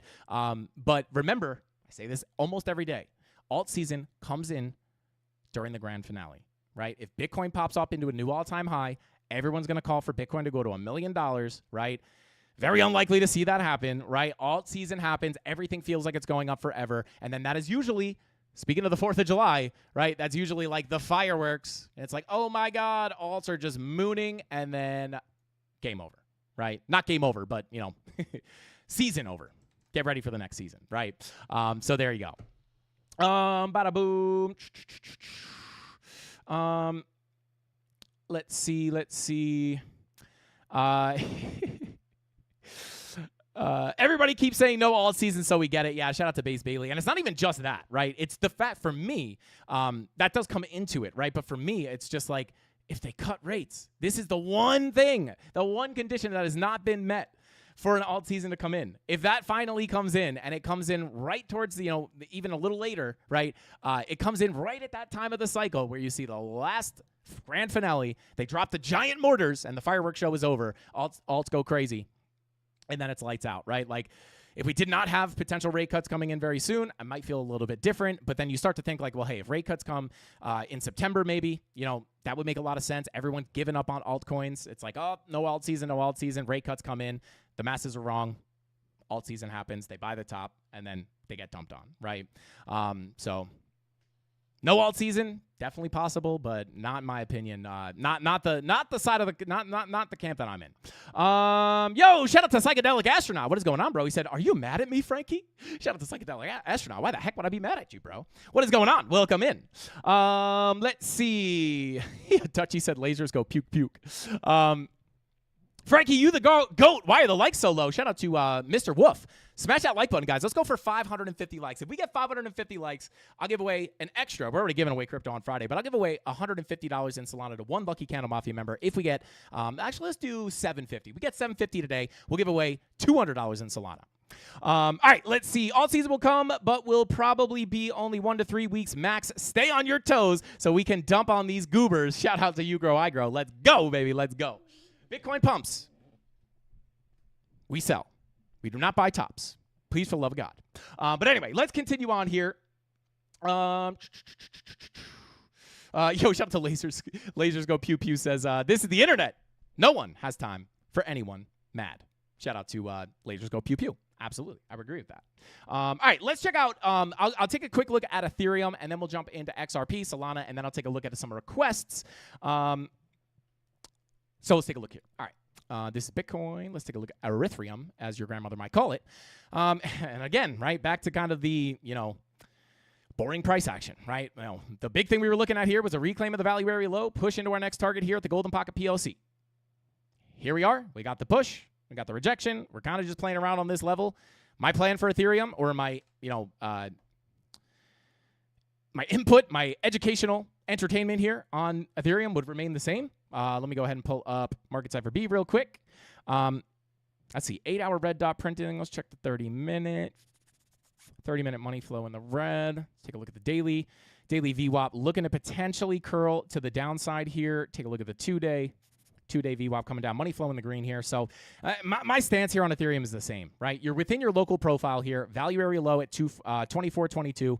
POC sitting up here at 26.20. Value area high and your 786 confluence is sitting up at about 26.90, almost, up to about $2,700, right? So we got above the value area low, push into the value area POC golden pocket. If you could crack above that POC, right, based off the volume profile, you deviate the low, stick support on the value area low. POC could be a messy journey, right? But as long as you stay inside the range, flip that POC. Next target to the upside would be the value area high 786. Literally exactly what we looked at last week. Let's take a look at Thursday last week. Thursday we were pushing into the golden pocket, right? If we pushed above there on the weekend, we would have been up here, right? But we're not. We're kind of just bing-bonging around here. If Bitcoin gets like a bigger dump, these are just local levels, right? If I take a zoom out here a little bit, you guys can see we're obviously within a much larger volume profile. So like higher time frame, I would say the value area low at about $2,100 is your real big key level of support. And then once you get back down below that, you have a daily MPOC confluent with some other Fibonacci levels down here. Let me go ahead and pull that real quick from this low to the high, right? You have the golden pocket that we bounced off of at the value area low. So if we come back down here and lose this value area low, I'm looking down towards about, I would say 2,000 down to about 1930. We'll cross that bridge when we get there. So, local levels up inside this local range. If we wind up breaking down, you're still within your larger profile. So I would just simply take that off the chart and keep an eye on the higher time frames, right? But yeah, not much. Thursday we were here. Today we're here, right? So just still kind of bing-bonging sideways. Break above the POC, next target up here towards 2,700. And if we come back down, right, key target support would be the value area low at 24.22, right? Could even potentially come back down for a retest of the value area low. It's not until you lose that level where you'd be looking a little lower. Local support down here on the point of control, the macro range at 23.20. Golden pocket confluence there. So it's an honorable mention support level, but for the most part, you're just within your range here, right? Until we lose this range to the upside, which would call for a move into about $3,000 to $3,100, or we get the breakdown of the value area low. I'm just going to be looking inside the range. Does that make sense? Right? Because if I was looking for longs, I'm only going to look for longs here within this profile below the value area low. If I'm looking for shorts, I'm going to look above the value area high. But I would say if you break above this 786 and hold it as support, that will be the line in the sand to break above in order to get that next macro target to come in. If you come up here and we see bearish confirmations, right? Let's say you come up here, you get some, whatever you're looking for. We have the things that we look for, but if you get bearish confirmations above that high, could you look for shorts? Sure. But based off like the higher time frames, I would say like this looks very similar to Bitcoin in general. Your 2-hour money flow is in the red. So, if you get an ever flow to the upside, you do have to be careful of lower highs and lower lows. If the lower high is not going to come in here, it is probably going to come in here. If you flip that to support, you're probably not getting the lower high. That is the invalidation. You would look for the bigger rip up to your larger target between the POC and the golden pocket, 3,000 to 3,150. Very similar to Bitcoin, right? Bitcoin, you got the rejection, lower high, same exact kind of scenario. 2-hour money flow crossover into the green. So I would be inclined to look for lackluster retracements to the upside for continuations down. But again, like even if you came down to the value area low, it's just kind of chopping sideways. So there you go. Bada boom, bada bing. Please tell me Arrow will hold above 60 cents. Shout out to Psychedelic Astronaut. I'll try to take a look at Arrow for you, no problemo. But first, let's jump on into Solana, which, as you can expect, again, kind of a similar situation. This is why I didn't want to spend too much time on the altcoins because we're kind of just chopping sideways. If Bitcoin dumps, the alts are probably going to follow. We bounced off the golden pocket. Your next key level of support here is really going to be between the POC and the 786 here, right? Pulled from this higher low to the higher high.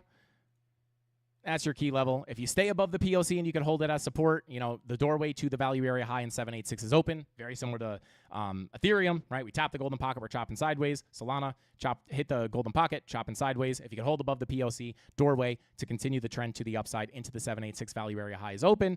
Start losing. This is where the POC gets a little confusing here, guys, because we approached from the low. We deviated below the low. Once you get it back above that, next high probability target is the POC. As you can see, we got that. You can play with these POCs a little bit, right? So you do have to be a little bit careful because this is a potential area to put in a lower high. But, you could come down to this POC. It's not until you lose this 786 POC zone that I would be anticipating a bigger drop down, right? You could hold this as support. So right now, 142.87 down to the 786 at 141.96 is your next key level of support. You start breaking below that, well, hey, eventually you could look down towards the value area low, and then you have some local support there as well. If you pull from the low to the high, you have a local golden pocket 786 down here, but we'll cross that bridge when we get there. I don't want to bring up too many levels. At the end of the day, even if you're not looking at the Fibonacci retracements, right, you're from the low above you're sitting above the POC, right? So it's not until you lose that POC. And again, you can play around with it, right? But it's not until you decisively get stuck under this POC with bearish signs on market cipher B where I would be looking for that bigger drop down. So local support sitting right here. We're already bounced off the golden pocket. But if you lose that, you're going to anticipate the POC. And then the POC is that 786 is the big level you want to hold. Get stuck under here. Could be a bigger drop. So there you go. Let's see. Shout out to Golden. Oh, shout out to Golden. Thank you for the super chat, bro. He says, how and why I'm dropping memberships like this. Frankie changed my trading game and my life. Before I found this channel, I was maybe 15% profitable a year. I am now over 90% profitable when I choose to trade. Shout out to Golden. Let's go, baby. Let's go. Shout out to Golden. I love to hear that. And I always say I want to give back to you, bro. And this feels like maybe I'm giving back in our own way, giving you this fire TA. And I think Golden, you're in the premium, I think. I think Golden's in the premium. If he's not, that'd be crazy if he's just getting this sauce from the free live stream. So shout out to Golden, bro. Thank you for saying that. And I appreciate that. Makes me feel better about getting all the memberships and giving them to the Mafia because that is, I feel like I owe you my life, bro. Shout out to Golden. He said, after a couple weeks of following Frankie, I woke up one morning, looked at myself in the mirror and said, you don't know shite. Start over. I stopped trading for 6 months. I got a notebook and a pen and started over. Shout out to Golden, bro. I love that, bro. Thank you so much for saying that, and it makes me feel good because I feel like I'm providing value for you. It makes me feel better. I wish we don't want to block Golden. Not that he would just make an alt and continue to gift memberships, but I feel like I'm forever indebted, bro. We appreciate you so much, and I know the Mafia does as well. Let's see. Shout out to Laser said, Golden, I made 450% on 40x leverage. Let's shout out to Lasers. Let's go, baby. And another super chat from Golden. Bro is going crazy right now. It's okay to not know everything. And if you need to start over in order to reset your life, do it. Shout out to Golden, bro. I would 100% agree with that, especially when it comes to trading, right? Like, I had to relearn so many things. I started off making the worst mistakes. I was literally the worst example of someone who was going to be profitable, right? Or ever make money trading ever, right? I was chasing money. I was trying to get rich overnight. And this is why I try to be as upfront as possible and as transparent. And I don't really like to shill, right? Like, I could probably get way more subscribers or whatever it is, right? By just telling people they can get rich overnight. You can get rich from trading, right? And hopefully going up here live every day, doing the live TA, showing the live trades can show you guys that, like, hey, if you look for this stuff, more often than not, you can get on the right side of the trades. But it takes time, right? I did not start there. I started literally in the worst scenario, right? Blowing up every account that I ever did, right? Or ever had, right? Using leverage in not only super high leverage, but also just using leverage in the wrong way. And if you don't know how to use leverage in the correct way, Tony, if you could drop the only leverage trading tutorial that you'll ever need to see, if you could drop that in the chat right now, go watch that video, guys. It'll show you exactly how you should be viewing leverage. You could turn leverage trading into gambling if you do not understand how to use it, but it is a very powerful tool if you actually understand. It does not need to be gambling. Whether you're gambling or not is decided by your actual trading strategy, and more often than not more often, but moreover that, right, your risk management, right? If you're not using stop losses and you're just getting liquidated on every trade like I was in the beginning, you're never going to make money, right? And why are you doing that? It's because you're chasing money. If you chase the money, it will run from you. And hopefully, I show it, right? We do not chase money. We're not saying, oh my God, if you bounce here, chase the long, right? You're just saying, hey, have price come into your key levels, set the trap. Trading is a game of trapping, not a game of hunting.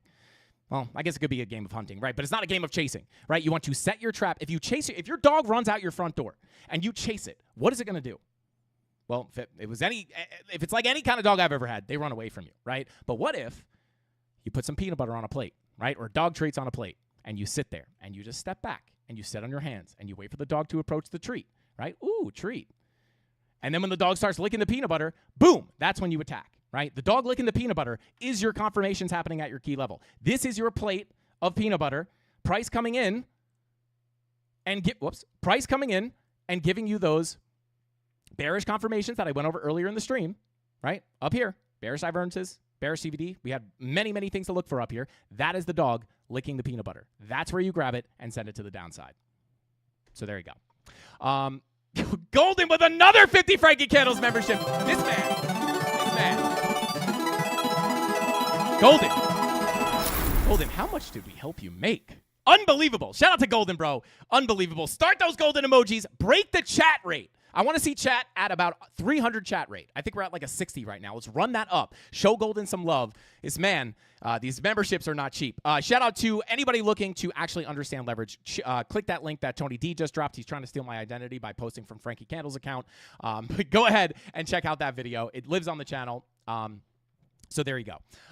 To not be gambling, but to actually understand how to use leverage, check out that video. Shout out to Golden doing numbers. Unbelievable. Thank you so much, Golden. Golden's literally in a private jet. I could guarantee you right now he's sitting on a private jet just clicking the button. Membership. Start that golden waterfall. There we go. Spam it in the chat, baby. Spam it in the chat. Crypto Anon in the chat. Shout out to Crypto Anon. Welcome in, bro. Welcome in. Let's see. Patience is key. Took me a long time to learn that. Yeah, shout out to Crypto Anon. If you were getting into, I said this in the premium live stream on Friday, because somebody was having trouble and they were like, how do I stop chasing? And then they asked another question that almost indicated that they were chasing. And I was like, I'm not even going to answer that question because I could tell that it's like you're chasing the money. I would never tell somebody, right? I have people in my personal life tell me, they're like, oh man, I was watching your live stream. Like, dude, you're making all this money trading. Like I want to quit my job and just make money on my computer. And I have to set expectations, right? Because what they don't see, they see me years into the journey, right? What they didn't see was me blowing accounts up in my like cave. With my blind shut and like pale skin, like eyes bleeding, looking at the chart, just losing all my money, right? They don't see the long journey that it took, right? I did not start making money in a day, 2 weeks, a month, 2 months, right? It takes a long time to actually learn this skill. The beautiful thing about that is if you're going to make money in trading, it takes a special type of person. You need grit, you need patience, but you more than that, you need grit, you need perseverance, right? And you need to like not give up and not expect immediate riches, right? I'll say, right? Could you make immediate money? You can know nothing about trading, pick long or short, and guess it right? So could you get lucky? Yes. But in order to make money consistently, you have to understand the key levels to look for, the confirmations to look for. And even if you know that, if you have bad trading psychology, you might be like, all right, I'm going to take a short, and then you get a bounce on the 5 minute, right? You're like, oh my God, I was wrong. You close the trade, you miss the whole trade, right? Or you might even say, hey, I think price is going to bounce here. You get into a long, and you don't know where to close it. You don't know the context of the market. You don't know the longer-term trend, right? And then you're thinking like, oh, it's just going to go up forever. I'm going to get rich overnight. I don't want $50. I don't want $100. I want $1 million. You're going to hold that trade forever, and you're going to wind up losing all your money. Trust me, I know this because I went through it. I was probably worse. I was probably off to a worse start than anybody in this chat because I was just, I'm a thick-headed Italian. I say this all the time. I'm just, I was probably honestly not cut out for this. But I think my superpower was that I am thick-headed, and I was not going to stop until I figured it out, right? But it was a long, painful journey. So, yeah, there you go. All right, let's see. When people ask me, like, oh, I want to quit my job to pursue trading full-time. I would never, ever recommend somebody quit their job to start trading full-time unless you've already been making money for, like, over a period of time, right? It is not something because if you quit your job, right, and then you're relying on trading to make money before you actually understand how to trade, it's going to add so much more emotion into your trading. This is the hardest part about trading is the emotion, right, and the psychology and the risk management. And the reason the risk management is so hard is because the psychology is so hard. If you're chasing money and you can't fix that part of your mindset, risk management is going to be impossible because you're not going to be like, oh, I just want to hold this. I'm just going to wait for it to go up because I want to get rich, right? You're not going to take profit at key resistance because you're just waiting to make $1 million, right? So that is the hardest part. But the beautiful thing there is if it was easy, everybody would do it. There's a reason why the failure rate on trading is so high. It's because it is not a get-rich-quick scheme.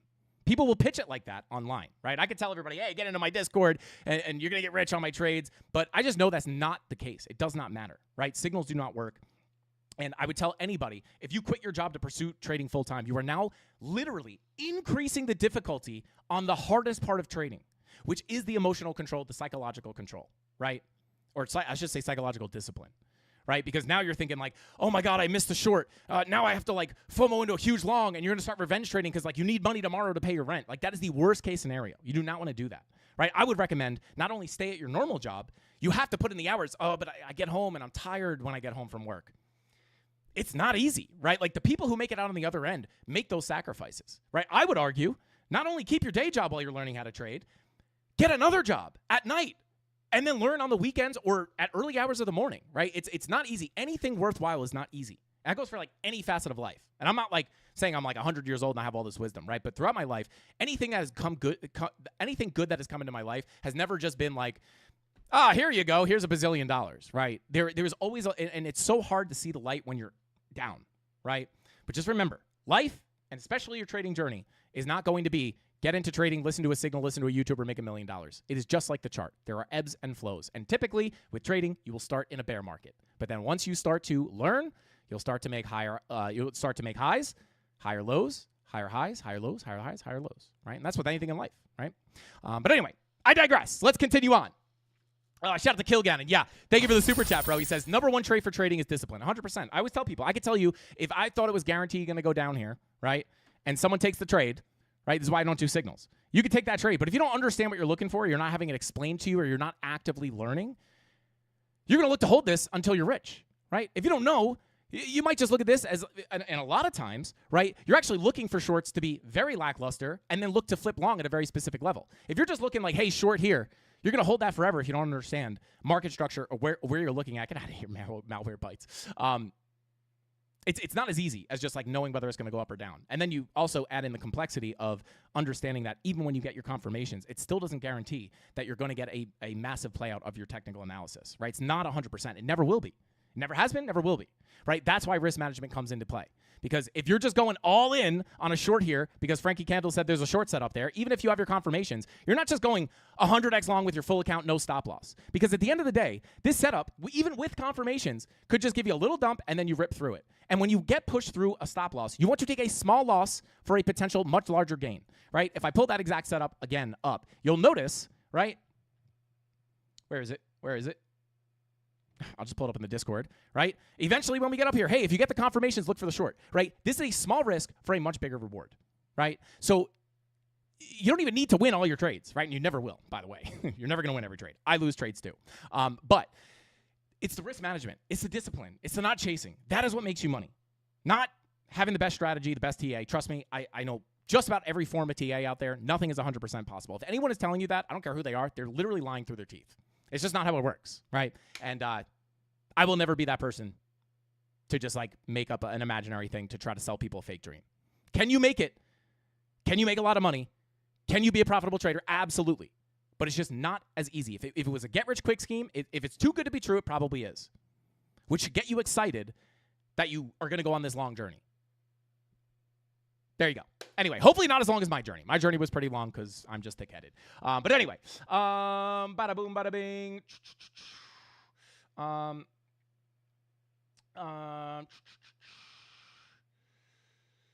Shout out to Wick589. Welcome in, bro. Welcome in. And, we got Dave Digital in the chat, too. What is going on? Dave, double D's in the chat for Dave Digital. Let's go. But let's continue on here, guys. I don't want to get too far off here on, like, mindset, right?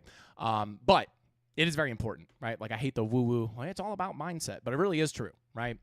In anything, right? Not just trading. But let's take a look. All right, let's jump into XRP. Then we'll take a look at ICP and Aerodrome.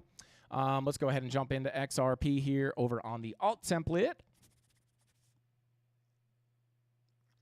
All right, well, here we are.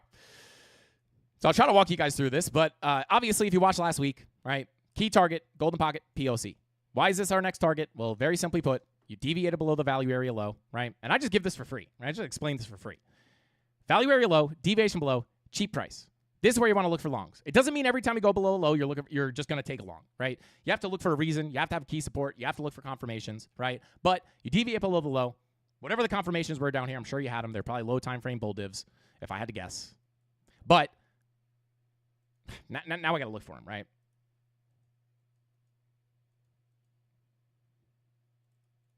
$30-minute, right? This is usually the 30-minute and down is like my entry trigger time frame, right? So like I'll sit and wait for the key level to get hit, and then I'll look for bullish confirmations on the lower time frames. But here you have your lower lows on your price action, higher lows on your momentum waves, amongst other things that we could look at on the higher time frames. You're also deviated below the volume profile. This is cheap. You look for a rise back into your value area. Value area low is sitting up here. Once you break above the value area low, as long as you're able to hold above that value area low, the anticipation, if you guys watched last week, you will know this is exactly what we looked at, is for not only the eventual fulfill of the volume profile, but you're going to be looking to go from the value area low. Next likely place for price to go is going to be the POC. And obviously you can see this does take some time. Not that we've come up and hit the target just yet, but you can see it takes time, right? This local level is just showing like, hey, this is the level you want to hold if you want the, local uptrend to continue. Doesn't mean that you can't break through that and then eventually get back up there, right? But, this was Tuesday. Looking at the golden pocket pulled from the higher low to the higher high, this golden pocket retracement would be the level you would want to hold in order to continue breaking structure to the upside, right? And what happens? You come up and you keep working your way up to that target, which is the golden pocket POC. Get above the low. Next likely place for price to go is the POC. It's usually a very messy journey. That's what I try to break down here on the live streams a lot of the time with these lower time frame levels, right? Like, hey, guys, you might get a pullback here, right? But overall, you are expecting that move up. So, yeah, I would just say same thing as last week, right? POC, golden pocket retracement. This is still the next major target on XRP. I can now get rid of this, right, because we've already bounced off of it. And, once we get above that point of control, what is your next anticipation? Well, you're going to be looking for eventually the value area high to come in, but you also understand that you have that 786 Fibonacci retracement. Golden pocket, 786. Once you get above that 786, super high probability that not only you'll go to your value area high, we'd have to reassess the price action as we got up here, right? But this fib is pulled from the high to the low. So once you break above this 786, in my opinion, right, not again, value area high would be the magnetic target, but you could be looking to break structure to the upside. And then if that's going to be the breakout, I don't know, maybe rate cuts come in or we get some bullish news or something like that. If the bigger breakout occurs, that's where we're looking up towards this larger level of resistance, sitting between 314 and 353. Taking a look at the higher time frames.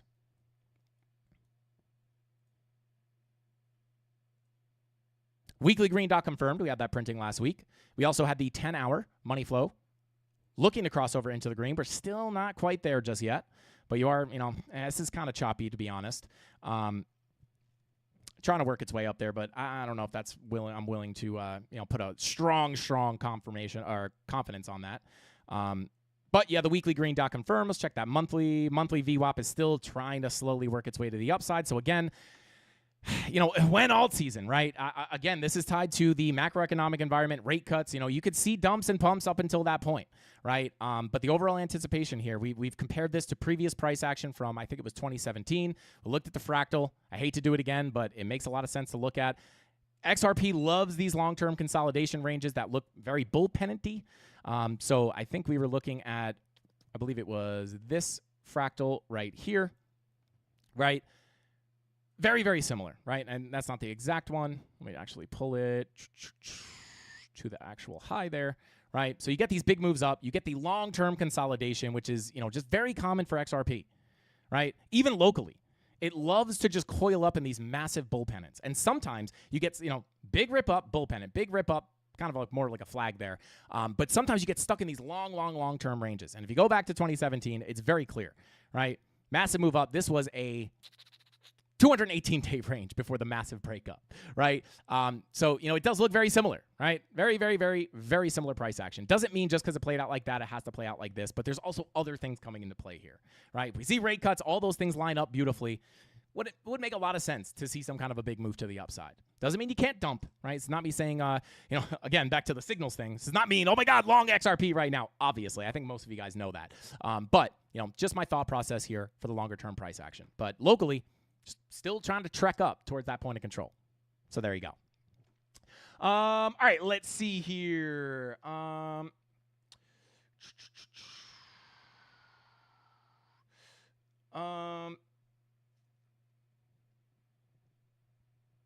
Make sure I didn't miss anything here. MCB for the win. Shout out to Jesse. Absolutely.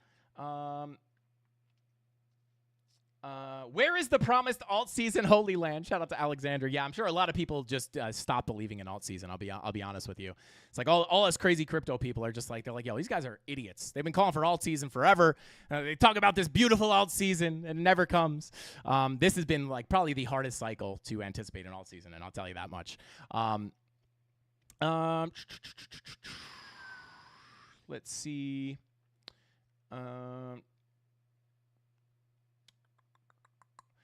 Shout out to Chart Volatility Rider says 22222222222. I don't know what that means. Bitcoin to $2? I don't know. All right, let's continue on here. So we took XRP, Solana, Ethereum. Let's take a quick look at Aerodrome. Okay. Is this our arrow chart? I think it is. Yeah, okay. So let's see here. This is a local fib.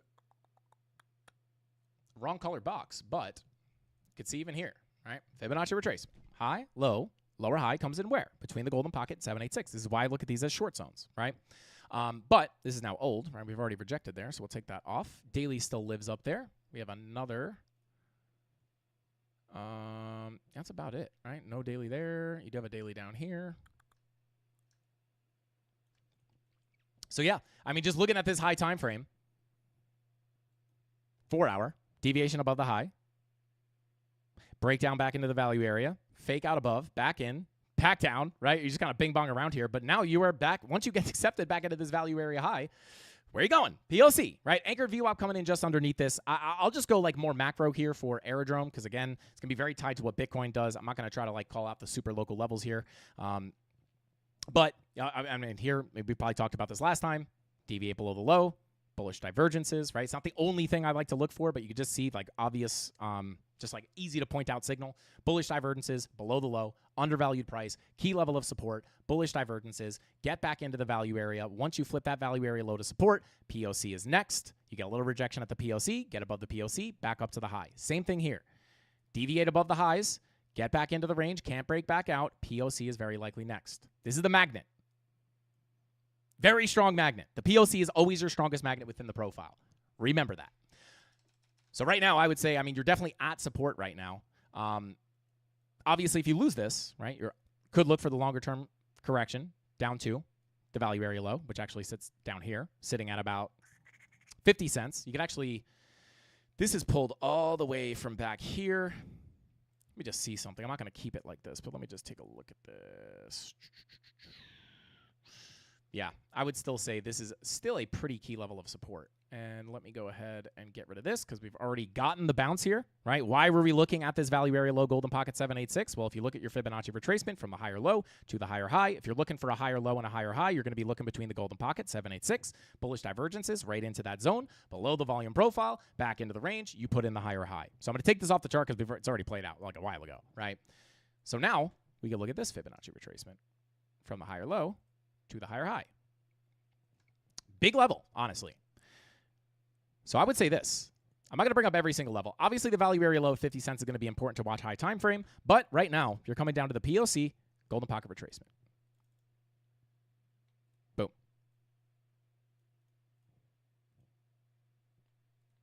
Your 786 daily. Right? So these are the next two big levels of support. Let's pull an anchored VWAP from the low. Where does this come in? Already below it. That's not great. Let me pull it to the higher low over here. Still below it. Let's pull it from the absolute low. Okay. Let's zoom out here a bit. I actually don't hate this support, to be honest. I can't promise you, with money flow, take a look at the daily here. Money flow in the red on the daily. So, is it high probability based off market cipher B that this is going to continue from the golden pocket? No. But you do have nice support here. You have the golden pocket, again, pulled from the swing low to the swing high. Anchored VWAP from the absolute low here, coming in confluence with that. So this does sit between about 64 and 67 cents. This is key support. I would not be looking to just FOMO short this. Right? If it comes down, it's like, cool. But I would not be looking to FOMO short here. The only thing I can look for here is longs, right? So this would be your next key level of support. Based off your daily money flow being in the red, you have to identify this as a potential. Yeah, I mean, like maybe you get a bounce here. I would definitely be careful of lower highs and lower lows here. If you wind up, whether you wind up getting a local bounce here, I mean, I could look at something like the 4 hour. Like, are you getting any significant signals here? You don't really have the 4 hour bull div. This could change once that confirms, but it's not even really the prettiest bullish divergence. Check the 1 hour. Yeah, you don't really have many confirmations down here, to be honest. No bullish divergences. Money flows just deep in the red, but it is support, right? So you could bounce off of it. I wouldn't say it's a beautiful trade opportunity. If you think it is, please take it. Not financial advice, but for me personally, I would like to see better confirmation. But this is definitely a key level of support. If you lose this point of control, golden pocket, and this anchored VWAP, you're gonna look very naturally, right? You lose the POC, next likely place for price to go is the value area low, sitting at 50 cents. If you're not going to go all the way to the value area low, if you lose the golden pocket, just like when you lose a POC, you look at the value area low. When you lose the golden pocket, you're looking down towards the 786. So if you lose this zone, anchored VWAP, golden pocket, POC, the next level of support is going to be the 786 with a daily sitting down here and, another kind of decent sized zone here. But 786 sitting at about 58 cents, daily sitting at about 55 cents. So if we lose this zone, I'm going to be looking for a bigger move down here. Hopefully you could get a bounce here. Again, I don't really see a ton of confirmations for like it to be a massive bounce based off money flow, but it is support. So just be aware of that. If you might find some turbulence here, but once you lose it, I will be looking down here. And then if you don't hold that, right, it's going to be a bit more. We'll cross that bridge when we get there. That might be a little bit more bearish longer term. But got your massive anchored VWAP here. Higher low, higher high. Fake out of the anchored VWAP, but you're getting accepted into your profile. POC, value area high. Low, high, higher low, higher high. Higher low could come in here. I wouldn't say it's super high probability because of what I just explained, but the next area to look for that higher low would be right here.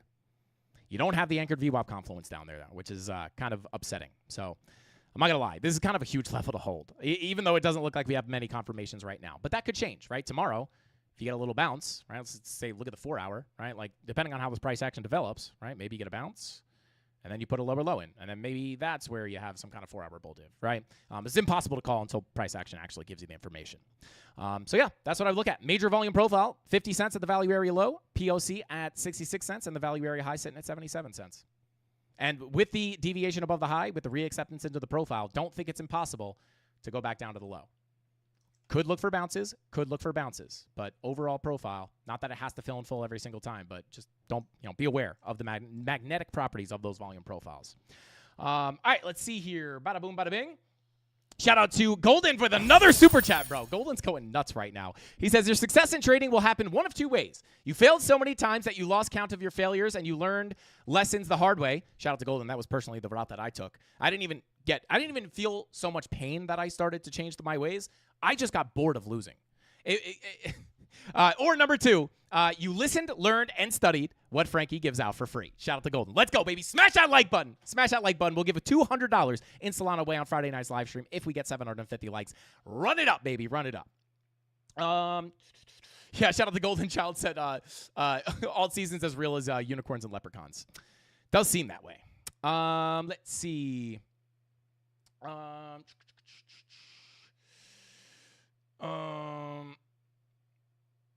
A wheelie a day keeps the doctor away. Brap. Shout out to Ash. Let's go. Shout out to Ash. Welcome in, bro. Good to see you. You popping wheelies, bro? Let's go. Shout out to Lasers Go Puke. Why is everybody saying Lasers Go Puke Puke? I love feeling lost in chat. I wish I could just scrub through here and read all the conversation. I'm not going to lie. Sometimes I feel like I am missing out. Sometimes I just want to chill with the Mafia. We should do that. Just like a fun live stream where we just don't even pull up charts. Wouldn't be good for the algorithm, though. Dang algorithm. All right, let's see. Shout out to K Diggity. He said, "What if I'm not attracted to the like button anymore? Do you have any paper bags?" Or yo, shout out to K Diggity, bro. That is crazy. Shout out to K Diggity. Yeah, Laser said, "I don't know, bro." Shout out to Lasers. Let's get it. But that's what I'd be looking at on Aerodrome. So there you go. Full analysis on Aerodrome. Let's take a look at ICP.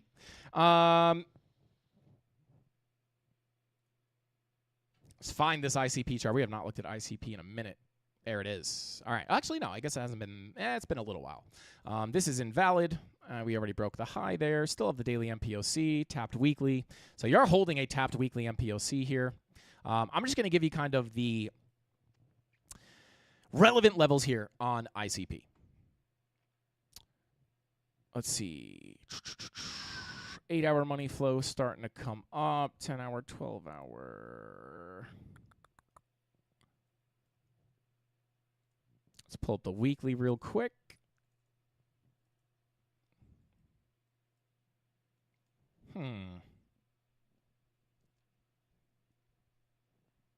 Processing.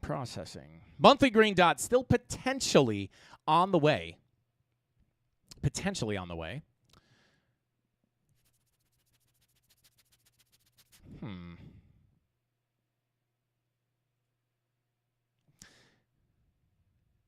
Take a different perspective here for a second.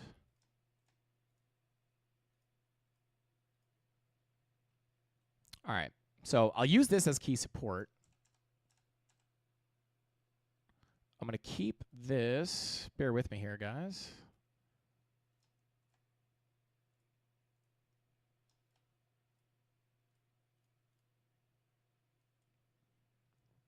I don't even know how much I would really like this daily MPOC. Volume profile-wise, you've approached from the high. You've broken in, bearishly retested. You front-ran the POC. You couldn't get back out of the value area high. I would say the doorway to the POC is open, right? You do have your money flow here on the 2-day creeping to the upside. This is typically the bullish sign for altcoins. When you get those 2-day money flow crossovers, especially after spending a lot of time in the red, that is typically where you see the big moves up. We show this almost every day. 2-day money flow crossover indicates the trend will continue to the upside, right? This was a pretty nice move, roughly 119%. 2-day money flow crossover. Whoops. 371%, right? So these are typically the bullish signs. We don't have it just yet, right? But it is creeping to the upside, right? You could say this is generally trending to the upside, making higher lows. Direction here is obviously up. But does not mean that the dump is over, right? This would, from a context perspective, I would say point of control is a huge level of support here. $4.04. You have the daily MPOC locally here at about $4.59. And I would argue, let me pull this fib right here real quick. Yeah, I mean, if you don't hold this level, right? If you do not hold this golden pocket, 786, I would even incorporate that daily MPOC there. Like, this is the level you're hoping to hold before coming back to the upside. I just don't know how high probability that is, to be honest. Like, when you look at this profile, that POC looks really, really magnetic. So if you break below this daily MPOC at 460, next biggest level of support is going to be the point of control at 405. You're hoping for some kind of a big bounce there. If you don't get it, value area low is also sitting at about $3.47. So value area low 347, POC sitting at 405, value area high sitting at 615. This is probably already cooked. That's super cooked. Yeah. So these are definitely the biggest key levels of support to the downside, in my opinion. POC 404, value area low 347. You're kind of just chopping in the middle of the range here, to be quite honest. You lose this level, I'm definitely anticipating POC. If you don't bounce there, definitely the value area low. You don't really have a ton of confluence here from any other kind of, no golden pocket, no 786. It's not a lot of confluence there. No anchored VWAPs are going to pull up there either. So maybe you have some MPOCs, weekly MPOC down there. Weekly MPOC is at the value area low, right? So next high time frame MPOC, at least from a weekly standpoint, unless you have a monthly on the point, yeah. Man. But this would be the range to look at overall. If you see that fulfill the range, it wouldn't be that shocking. You would need some kind of like a surprising rip to the upside. And even a bounce from here, it's like you're pushing into the value area high. I would much rather see a full rotation to the low. I'm not saying it's the highest probability. I mean, technically based off the volume profile it would be. But, I'm just back inside your bear market range here. So I wish I could give a little more. The one thing here is if you look at it from a weekly perspective, if you did push into that POC, one thing I would look here, I think we talked about this. I don't know if it was on ICP or maybe something that looks very similar. Lower lows, if you get the lower low to come in on that point of control, you might have an opportunity to put in a weekly bull div, which would be nice for a decent reversal. And then you just have to watch your key levels on the way up. And we'll cross that bridge if and when we get there. But yeah, I mean, you're praying to hold this zone. If you can't hold this zone, POC at 404 is the next likely stop. That's what I would be looking at. So there you go. Shout out to ICP. Yeah, and then other than that, if you do want to see a bigger move to the upside, I would say your key level to get above locally here. Obviously, you want to hold this zone, but you really want to break above this value area low at 491. And I would say I wouldn't really even get excited until you crack the POC at $5.21. Get above there. Obviously, the POC is right above you, right? So you flip the value area low, POC is going to be very likely. Flip that POC, then maybe you can look for a move up to the value area high. But you lose this, probably looking for a bigger move to the downside. So there you go. Let's see. Can we look at the gold chart? Shout out to Elixir. Yeah, we can take a look at gold. I don't typically look at gold, but obviously we'll do it for Elixir. Shout out to Elixir. Also, I do want to compare the DXY in a minute as well.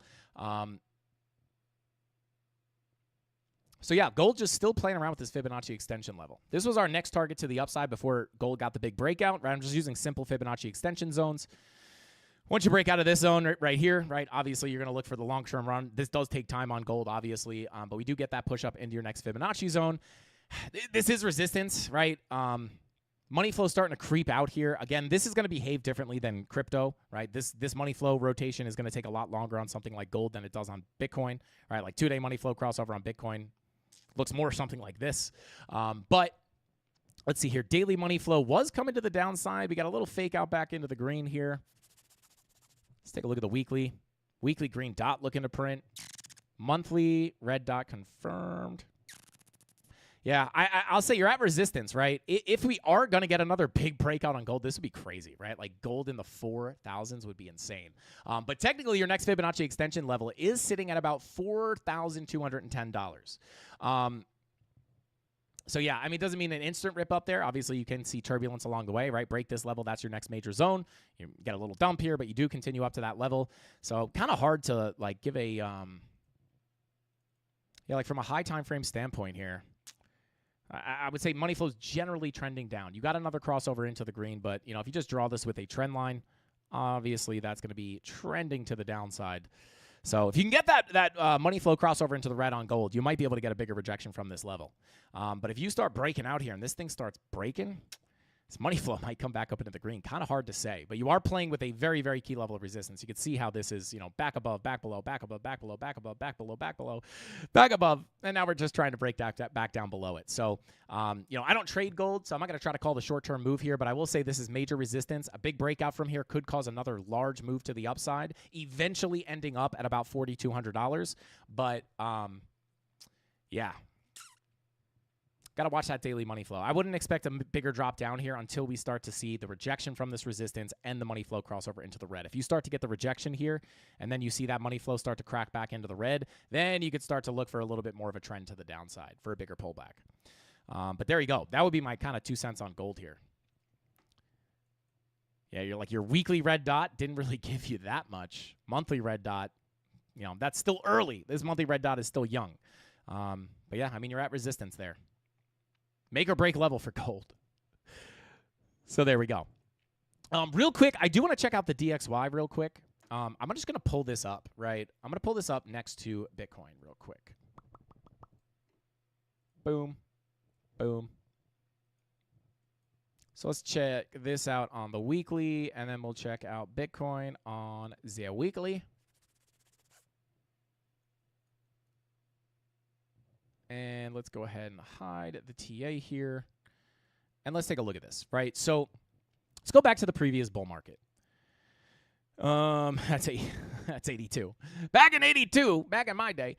All right, so where's 2021 is right here. So yeah. So actually let's come back here. Just want to mark this out, right? Let's mark out the start of really the big parabolic move. Actually, let's pull this up over total 3.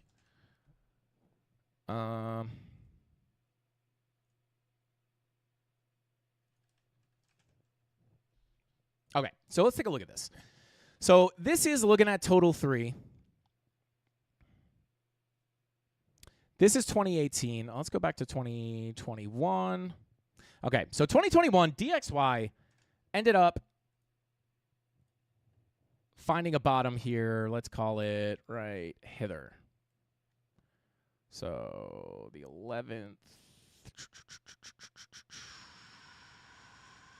January 11th. Come on, give it to me. Boom. Oh, come on. Let me draw on the Bitcoin chart. Boom. Okay. So DXY finds a bottom here.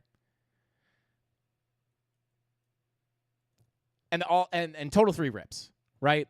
So you have a situation here where it's total 3 is not pumping on the dump. I guess it is, it's still pretty much pumping on the dump, but really the big explosive move up happens as you're kind of consolidating at the bottom, right? So this is why I say DXY, obviously when the DXY goes down, typically good for crypto. When it goes up, it's typically bad for crypto. We all know this, right? But it's not really a one-to-one comparison, right? And you can see here, bottom comes in, you kind of just, if you mark this out, right, this ends. This bottom, this starts to break back out. I would say break that structure right here. So we'll call it October 25th, 2021. October 25th. Very interesting. Come on. October 25th. Right? So a majority of the pump really happens as the DXY is at the bottom. Right? By the time the DXY starts ripping, this is... Yeah, DXY dumps, right? We're not... let me take a look at current price action here real quick, right? We're dumping, right? But the alts aren't really ripping, right? And sure, you see total 3 on this dump. Total 3 is moving up. But really, that big parabolic move happens as we're at the bottom here, right? So I would argue that, I don't know. You do see, if this is the bottom, right? If we wind up bottoming out here on the DXY, and we'll take a look at market site for B to try to identify if that's possible. But if you're going to bottom out here, right, it could start the big move up, right? My point here is it's not necessarily too late here, right? We would hope, right, that we see something similar happen. But it's not necessarily DXY is not really doing very much as you see total 3 absolutely explode. Right? It's kind of just bing-bonging around. So that big parabolic move on total 3 is not necessarily tied to a massive dump on the DXY. right? That's kind of the not myth, but that's kind of what I'm trying to separate here, right? I think a lot of people think it's just like a one-to-one comparison, right? But it's not that direct, right? It's not that binary. And you can actually see here if I zoom in.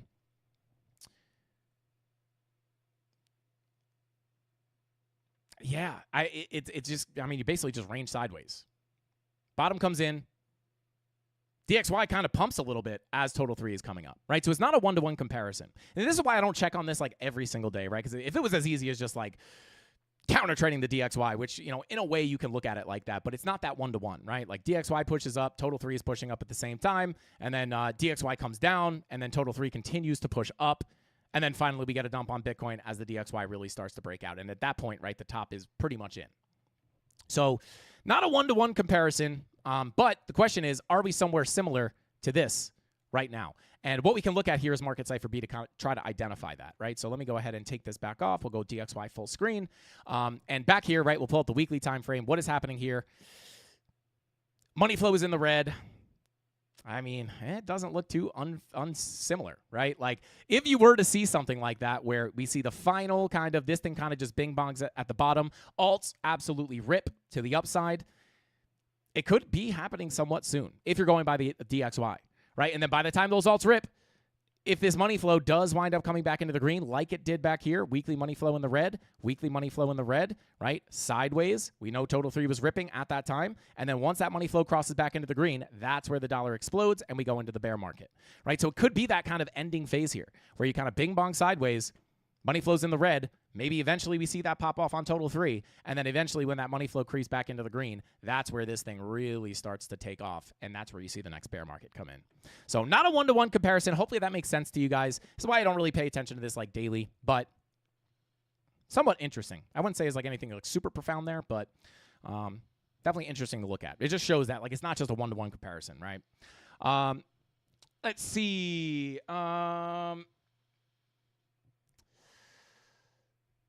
Yo, shout out to Lasers Go Pew Pew says, I've sent at least 13 mosquitoes to the abyss while chatting. Shout out to Lasers. He's just like, pew, pew. You guys see that mosquito laser that you can buy that just shoots mosquitoes out of the sky? Tony D, can you look that up? Can you see if that's a real product that we can buy? If it is, let's get it. But yeah, let's continue on here. And hang on one second.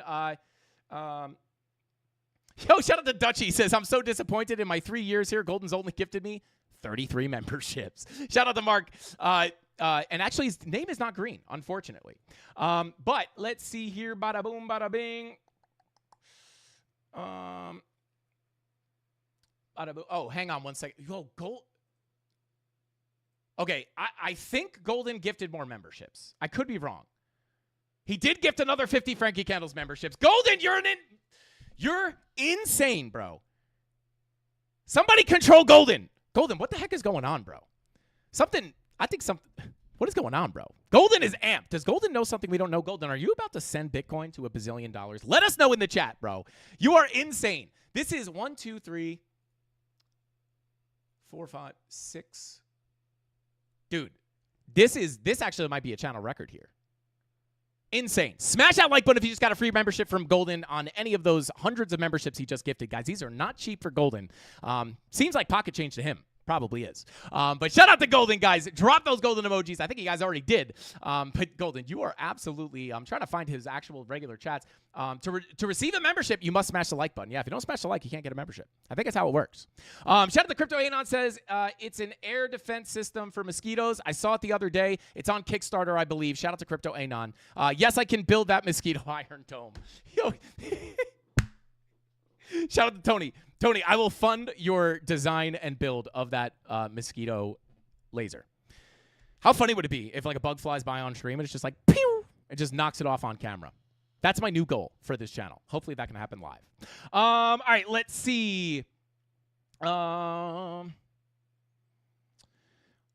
right, let's continue on here. We took a look. We took a look at pretty much all the altcoins. Oh my God, guys, we're already long, man. We're already went.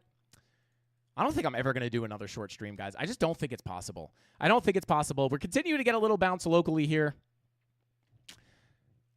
Off our key support, which I brought up in the beginning of the stream, obviously, which feels like 2 days ago. But if we pull this up real quick, just to show you guys kind of where we're bouncing. Hide this. Hide this. Just bouncing off this point of control, right? It's not just the point of control. It was obviously the area of confluence. We were looking at this in the premium Discord earlier today. Got your daily MPOC. You have your weekly MPOC and the point of control of your range. Getting a little bounce here. I did take a little scalp long here. I might, do I have it up? Yeah, super small position. Not looking for this to play out like super aggressively. Let me go ahead and pull this up real quick. Bada boom. So yeah, this is, up $200. Not too bad. But yeah, pretty much just small little scalp position there for me. Other than that, guys, you just got to play the local ups and downs here until we get that bigger move to come in. So just be careful with the 16-hour red dot, which is maybe confirmed at this point. Nope, 16-hour red dot still printing. So I would be careful. Lose this point of control with the 16-hour red dot and that 1-hour money flow crossover into the red. If you guys were here from the beginning of the stream, you will know. Looking at this, even the 2-hour green dot, I thought it was going to be printing. Not printing just yet. But again, these VWAPs could give you the green dot for the continued bounce here, as we looked at. But I do have to be suspicious of lower highs and potential breaks of this point of control for a bigger drop to the downside to our bigger key level of support, which in my opinion does sit down here between 105,637 to 104,624, right? I wish I was holding this short from the weekend. I was not trading over the holiday weekend, but we did that setup in the Discord. Typically, I would just be holding that with stop loss and profit or at break even with profits taken. But, didn't get this, so I catch a little scalp long. If that does wind up giving us not a lower high, right? If we do not get the lower high here, I talked about the key level that I will be looking at for a rejection, or one of the key levels I'll look at for a rejection on the way up. Scrub back to the beginning of the stream. We covered Bitcoin at first, all my plans and stuff. We're just seeing it develop a little bit here. But yeah, watch out for that 2-hour green dot. May be able to give you a little continuation, but money flow here would be indicating ebb or flow to the upside for a continuation of a lower high and a lower low. Break below that POC, it does open the door towards that bigger support level. Again, I described this plan in full, so if you just tuned in, scrub back to the beginning of the stream, and you'll understand fully what we're expecting here for Bitcoin. So watch out for the bigger retracement on that lower high, and if we just scam to the upside here, hopefully that's the low, right? Because if we don't get the lower high, I will be looking for a short entry. Although the Discord got the setup here, I'll just have to be looking for the entry on a lower high. So I will be looking for shorts on the way back up, but if we do scam to the upside, I will be covered on that little scalp long. But with all that being said, guys, I think that's all the time we got for tonight's live stream. Let me go ahead.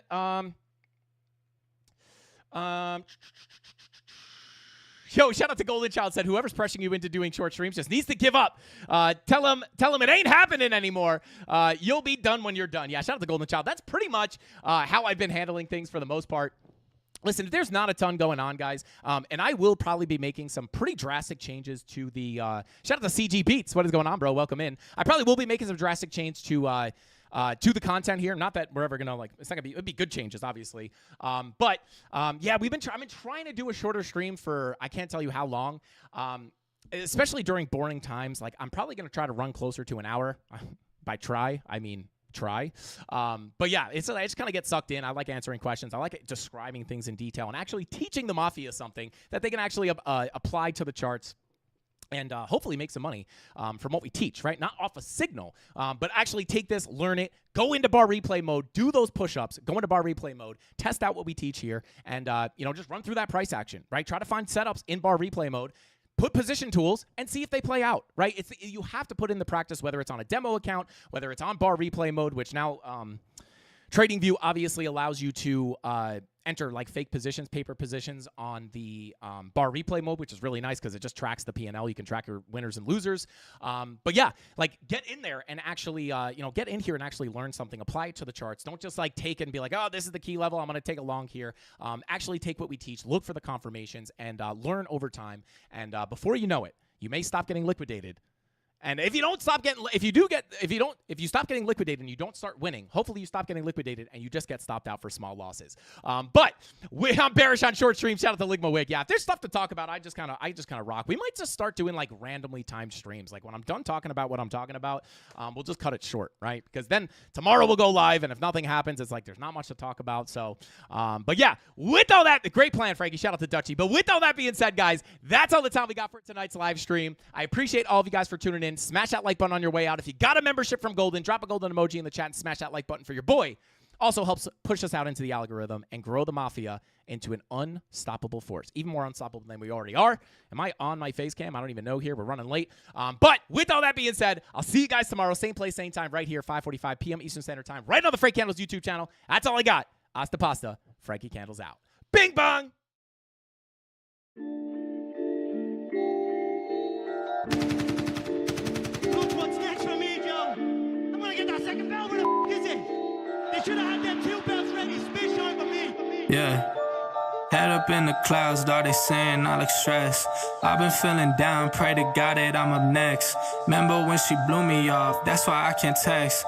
Now she call me petty, but I swear I can't forget. This ain't a test. Now they saying that I ball like Jerry West. Coming back for what is mine, can't take no less. I said go and take a shot, so I need your best. And stop the threats, don't know what is in me. I don't got time, I'm not giving the energy. Too many people around me, I'm finicky. I do not mess with you, dog, you're not kidding me. You don't got way too close. I've been up at the top now, so they all wait for the landslide. I seen too many people that switched up, whose man's high. Through it all, I stay the same, I swear to God, I can't lie. Been down so damn low that I came up for my life. They talk way too much on the internet, it's not real life. I swear my fam waiting, I can't lose and I'm still right.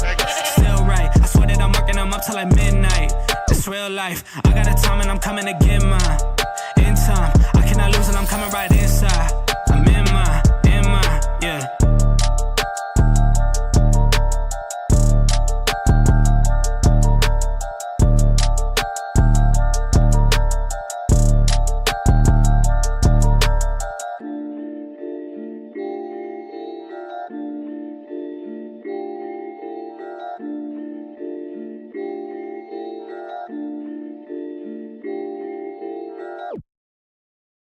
Shout out to Lasers Go Pew Pew.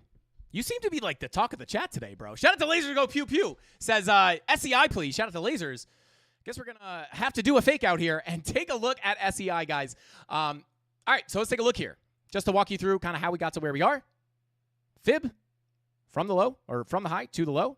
Area where you would be looking for a potential lower high before potentially putting in a lower low, meaning breaking the structure of 24 cents, potentially pushing down here.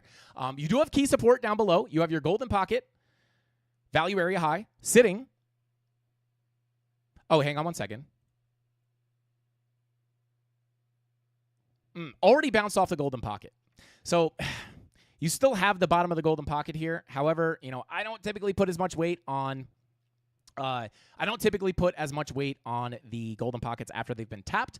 But you do have the bottom of the golden pocket here. Top of it's already tapped. So I would say really, I'll just keep it there, right? Because it's not impossible to bounce off there again. But if you lose this value area high, guys, what is this, right? It's a deviation above the high.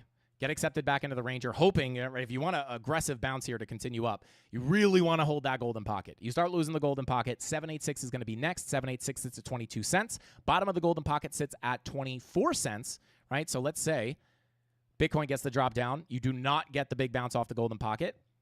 If you get the acceptance into your range here and you can't get the bounce off the golden pocket, you're going to anticipate the POC. But also, because you're rejecting that value area high, you do have to understand, could you bounce here? Yes. But on that bounce to the upside, if you make a lower high and a lower low, you have to understand that the magnetic target here is probably going to be the point of control. If you pull from all the way from your low to your high. So yeah, I would actually, you do have the bottom of the golden pocket here. So keep that in mind. I'm going to leave this blue box here, but because of the confluence we have on the POC and the 786 down here, if you pull from the absolute low to the absolute high, golden pocket sits right here, which is also, let me actually take a look at this for a second. Yeah, so you still get that 786 zone. So I'm just going to look at this, right? So you have your golden pocket here, still that same kind of 786 zone that you could bounce off of. But again, I wouldn't put as much weight on that. I would much prefer, personally, to push into that POC. It doesn't mean, right? Like honorable mention here, I would say because of the tap of the golden pocket here, technically you still have the bottom of the golden pocket, but I would say the stronger levels are going to be down here, right? 22 cents at the golden pocket, but and then lose that golden pocket, you anticipate the 786 and the POC, and at that point, right, if you don't get the bounce off this golden pocket, you're inside your value area. Next likely place for price to go, even if you put in a little bounce, right, lower highs, lower lows, you will be targeting that point of control, which is also confluent with that 786 Fibonacci retracement. So the three big key levels I would look at down below, 25 to 24 cents. I'd put a little less weight on this. I think the strongest level here is the value area high, but if you were going to get a massive breakout of this range and a big move up, you would hope that it would happen on that first test. The fact that you're coming back down to tap this again could mean that it's going to get weak. The more times you tap on the door, the more likely it is to open, right? So Honorable mention support. Once you get stuck in here, I'd be looking down towards the golden pocket, lose the golden pocket, down to the POC. Opportunity for a bounce.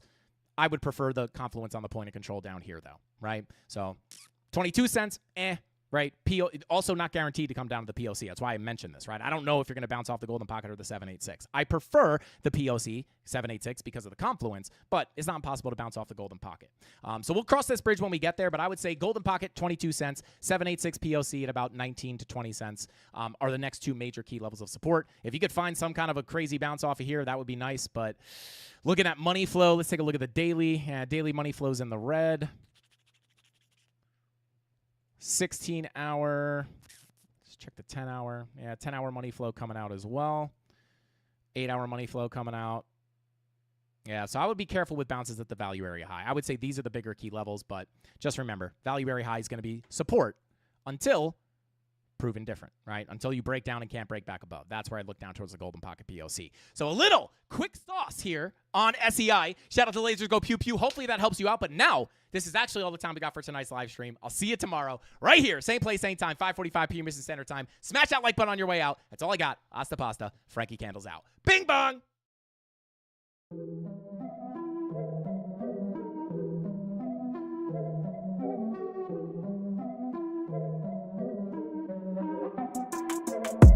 Here we go, at the top of the class on a roll, and it's time to run it up, yeah you know. Maxed out, put the pedal to the floor, ayy. On the road, here we go, yeah we winning by a landslide.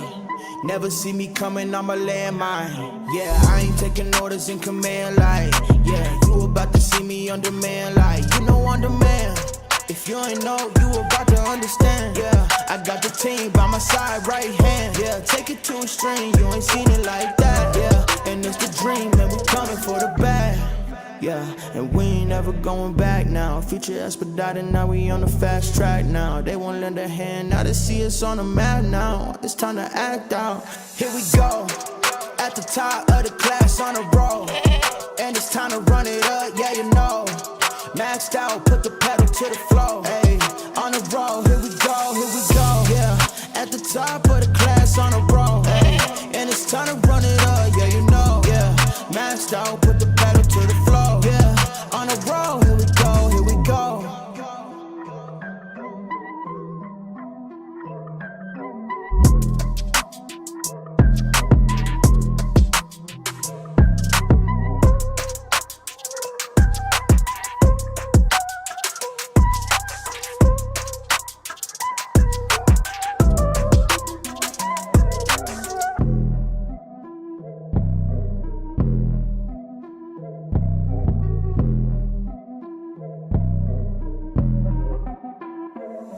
Here we go, at the top of the class on a roll, and it's time to run it up, yeah you know.